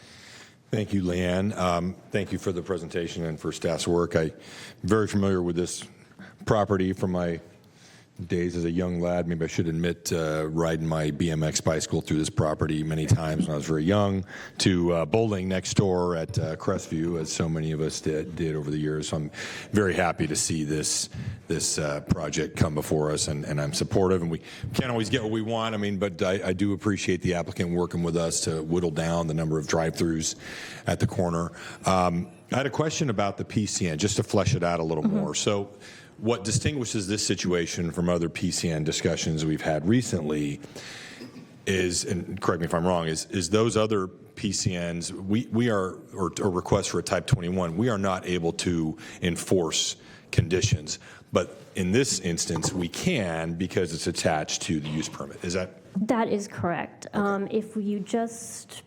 If the board just has a standalone PCN before them, ABC, which is the state agency, has not blanket been adopting the conditions and applying them to those licenses. They tend to do it on a case-by-case basis. But in this particular case, we do have a use permit that is running with the land and the development of the site. So what that does enable us to do is put conditions on it, and that's why you'll see that staff has recommended the sheriff's conditions in their letter be put into the conditions of approval for the project, because that will allow us to regulate how the sale of alcohol is conducted in that convenience store. Okay, great. And so with those conditions, the sheriff supports it then, if those conditions are enforceable? The sheriff has given conditional support with those conditions being added. Okay. And then the other thing on the special development permit, the setbacks that we're talking, I guess my first question, the property on Rampart, which is to the east, will be a masonry wall, or what will be the fencing or landscaping on that side of the? You mean from the east side of the project, I believe. That would probably be wood. It'll be a wood fence. Yeah. There. So the main area where you're going to see the masonry is between the commercial and the residential uses. Okay. That's where you're seeing the masonry wall. With respect to the setbacks that the one of the planning commissioners had, do those setbacks really impact people vis-a-vis each other on the property? They really don't impact setbacks vis-a-vis this project and existing homes in the community. Is that correct? Correct. So what you're seeing is they are asking, though, that the front, rear, and side be reduced. So I think mainly it's going to be internal to each other, where you may see a rear yard abutting. That can potentially be the case, but there is, like we were saying, between the residential and the commercial, there is a masonry wall, and the applicant has been pretty careful in their design to incorporate a lot of landscaping along that interface as well. Okay. So, All right. Thank you. All right. See, no, do we have public comment? We do. We have one public comment, and he has been sworn in. So, Parmjit? Did I say that right? Good morning. Morning. I'm here to oppose the PCN for the liquor type 21 on Circle K.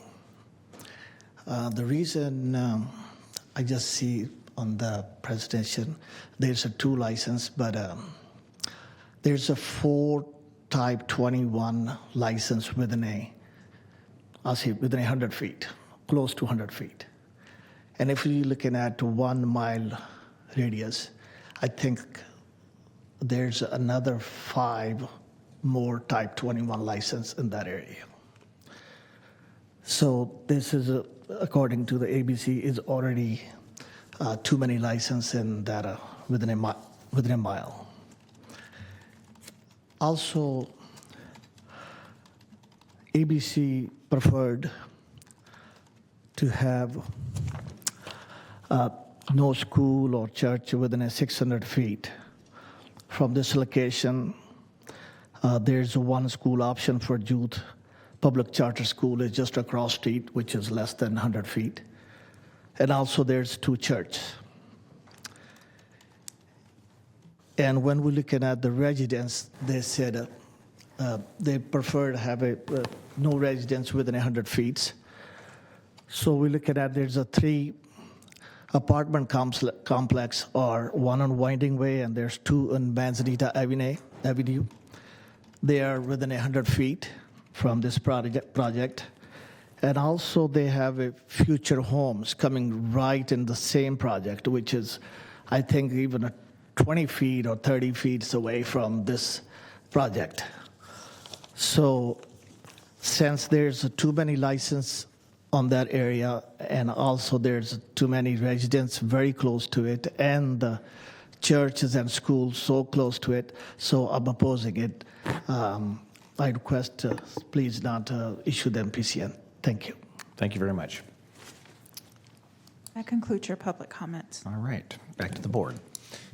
Mr. Chair, I'd like to move approval staff recommendation, including the applicant's request for a special development permit and the type 21 with the conditions outlined by staff imposed on the use permit. Just to be clear, is that the setbacks as requested by them or as modified by the Planning Commission? I'm sorry, as modified. No, as recommended by staff. Okay, thank you. I'll second it. Okay, please vote. Unanimous vote with those members present.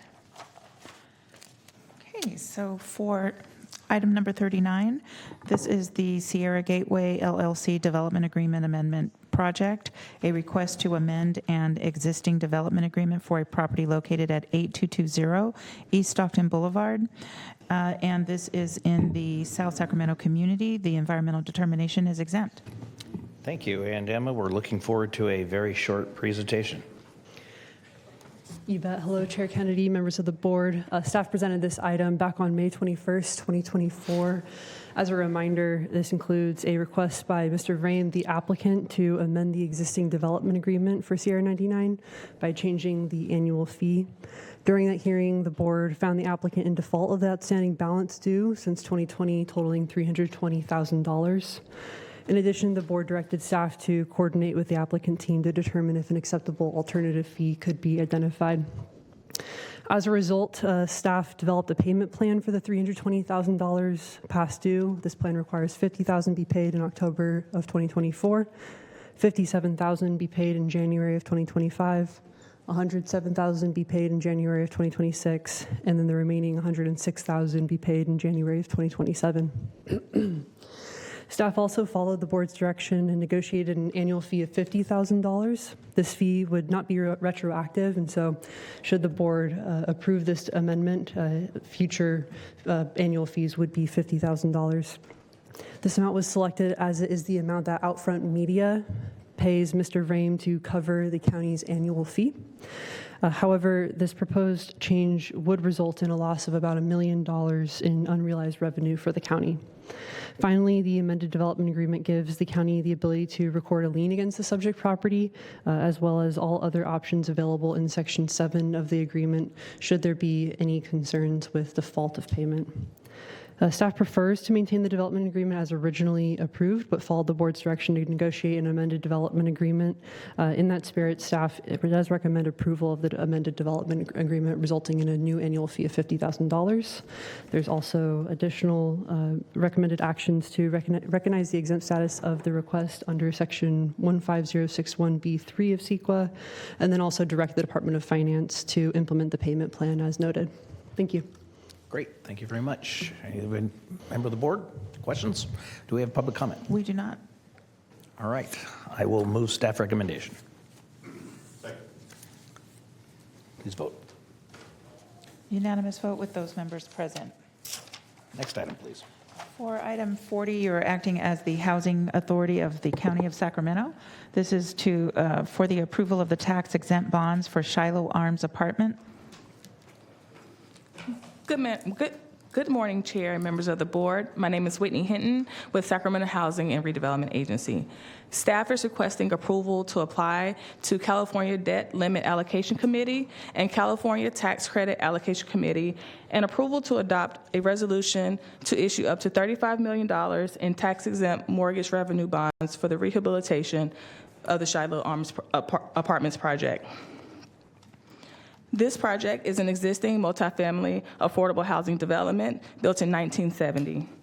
There are 106 units that consist of 10 studios, 18 one-bedrooms, 28 two-bedrooms, 42 three-bedrooms, and 8 four-bedrooms, ranging between 30% and 60% of area median income. We anticipate that all kitchens and bathrooms will have new paint, cabinets, solid surface countertops, sinks, and finishes. All units will have new stainless steel appliances, installation of garbage disposals, and new vinyl plank flooring. Additionally, there will be upgrades to the exterior, lighting, sidewalks, and accessible design accommodations throughout. The community rooms and laundry rooms and management offices will be upgraded as well. Orbach Affordable Housing Solution is the developer, and we anticipate Orbach Affordable Housing Management will remain the property management company. Staff will provide more details on the underwriting and the scope once we return to the board for final approval of the bond documents later this year, and staff is available to answer any questions you may have. Thank you. Questions with the board? Do we have public comment? We do not have any public comments. Is there a motion? We have a motion and second. Please vote.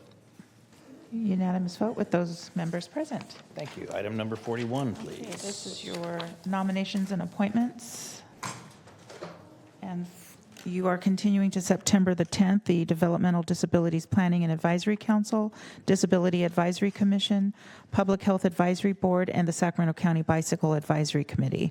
Continuing to September 24th, Cemetery Advisory Commission, Human Services Coordinating Council, and the Local Child Care Planning and Development Council.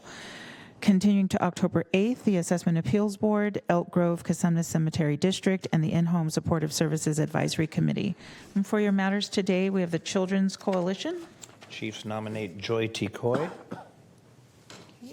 Would you like to continue the remainder to September 10th? I would. Thank you. Casumnas Area Community Planning Advisory Council. Please continue to October 8th. Thank you. Fair Oaks Cemetery District. Please reappoint Pete Schroeder and waive the process. Second. Okay, unanimous vote with those members present. And Sacramento County Behavioral Health Youth Advisory Board. District 1. Yes, I have notes. You do? I do. That is to continue to October 8th. All right. Supervisor Hume. Please nominate Kao Silva and waive the process. Second. Thank you, Supervisor. Unanimous vote with those members present. Excuse me. Sacramento County Youth Commission. Supervisor Frost. Please nominate Kushi Shukla and waive the process. Okay. Unanimous vote with those members present. And Sacramento Housing and Redevelopment Commission. Please nominate Chris Jansen and waive the process. Second. Unanimous vote with those members present. And that concludes your nominations. Was there District 5? Continue to October 8th. Oh, please. I'm so sorry. Did I miss that? My apologies, Supervisor Hume. Thank you. Yes, continue to October 8th. Thank you. That concludes your nominations. Takes us to item 42, county executive comments. Mr. Villanueva. Thank you, Supervisor Kennedy. I just wanted to share two programs that are pretty special for the county and award-winning. One is I wanted to share some great news that, again, we had another award-winning program in our county, which is Sacramento County's Women, Infant, and Children, or our WIC program, has been recognized with a 2024 WIC Breastfeeding Award of Excellence from the U.S. Department of Agricultural, Food, and Nutritional Services. This nationwide award highlights the county's exceptional commitment to promoting and supporting breastfeeding among women, the WIC program participants. The award celebrates that Sacramento County's WIC program's excellent support and coordination through its peer counseling program. And this recognition places Sacramento County WIC program among the elite group of agencies, nationwide agencies at that matter, for improving maternal and infant health outcomes. The other one I wanted to just say is, I think back in June we had Regional Parks TRS program, or Therapy Recreational Services, come in, and always excited to work with them and to chat with them. And as you know, the Therapeutic Recreational Services provide therapeutic recreational opportunities for individuals with disabilities residing here in Sacramento County. They put on a play or a performance called Fractured Fairy Tales on August 12th. It was apparently there's some things about Fractured Fairy Tales which I did not know, but it's kind of a spin-off, if you will, of the normal fairy tales. And so they had things like Humpty Dumpty's Cafe. They had The Doctor Is In, which was basically over about Jack and Jill. They had Going for the Gold, which was Jack Jump Over the Candlestick. It was a fantastic evening that I got to spend out in Supervisor Desmond's district at Gibbons Community Center. And I just wanted to recognize them. I had a great time. I appreciate them inviting me. And just a special thanks to Director Liz Bellis and I think she's the program coordinator, which is Jen Wilson Marchino. And they had about 18 cast members and 4 supporting staff. And it was a great evening to go out there and see that and spend an evening in Supervisor Desmond's district. So thank you. Spoken like a true school board member. Well, you're always welcome in District 3. I thought I heard a rumor, it was Dave DeFonte played Rumpelstiltskin in one of those productions? Maybe not. I can't confirm or deny. But he did let his hair down. Any others? Okay. I'm going to close in memorial for Isla Collin. Isla was age 92 and passed away on Thursday, August 8th, 2024. Isla was born on January 24th, 1932 in Rock Springs, Wyoming. I think she will go down in history as the most liberal Wyoming person ever. After her father passed away in a mining accident during World War II, her mother moved the family to Portland, Oregon. She finished high school in Portland and then graduated from the University of Oregon. Isla and her husband Don met her husband Don while attending college. Don passed away fairly recently as well and was District 2's golf commissioner for many years. She taught school in Portland, and then she and Don moved to California, where she first taught in Piedmont, and in 1968 they moved to Sacramento, where they raised their 3 daughters, Anne, Karen, and Barbara. Isla began working for different political movements and campaigns. She was active in the women's movement, and from 1973 to 1975 led the League of Women Voters in Sacramento. She also worked on improving social services and community planning in Sacramento. And I will tell you that my first political memory is walking hand in hand with my mom to vote for Isla Collin when she first got elected to supervisor. Isla was elected to the Sacramento County Board of Supervisors representing District 2 in 1978, where she served for 28 years, tying a record that we all know exists, which at the time made her the board's longest serving member. Her political career included supporting social programs for children, the elderly, homeless, people with mental illness, and the poor. She was instrumental in the creation of the region's light rail system, the American River Parkway, and the Sacramento Tree Foundation. During her tenure, Isla championed the preservation of Sacramento County's open space lands. Thanks to Isla's inspiration and leadership, approximately 1,000 acres of land acquired by the county during the closure of Mather Air Force Base was set aside for conservation, and the Mather Wetlands Preserve, originally proposed in 1995, was increased to 1,342 acres in 2016, and it was eventually named, and I believe maybe Supervisor Frost was on the board at the time, we named it the Isla Collin Conservation Preserve in her honor. Isla was dedicated to the community, and it was evident at several other sites in the region that bear her name, such as the Isla Collin Early Learning Center, a Head Start School, the Isla Collin Park in South Sacramento. In an article written by local Corky Mao, Corky highlighted how Isla always carved out time for her daughters, even amidst her busy civic duties. She planned their birthday parties, sewed all their holiday outfits and Halloween costumes, and read to the girls most nights. Barbara recalls, "I had 3 favorite books. I made my mother read them to me night after night, and this is my fondest memory of my mother." Now the grandchildren have inherited these childhood books as well as Isla's vast collection, and if you ever saw it, you would know that the word vast is underestimating her collection of Beanie Babies, which included over 100. Isla retired in 2007, but she stayed busy with personal projects such as volunteering with Rebuilding Together, a nonprofit that helped low-income homeowners with necessary repairs. In recent years, Isla experienced health issues, but she still had her famous beaming smile. She did. Even during those challenging times, former colleagues, including Congresswoman Doris Matsui, describe Isla as one of Sacramento's most distinguished citizens and an extraordinary woman. She will be missed, and her legacy will always be here.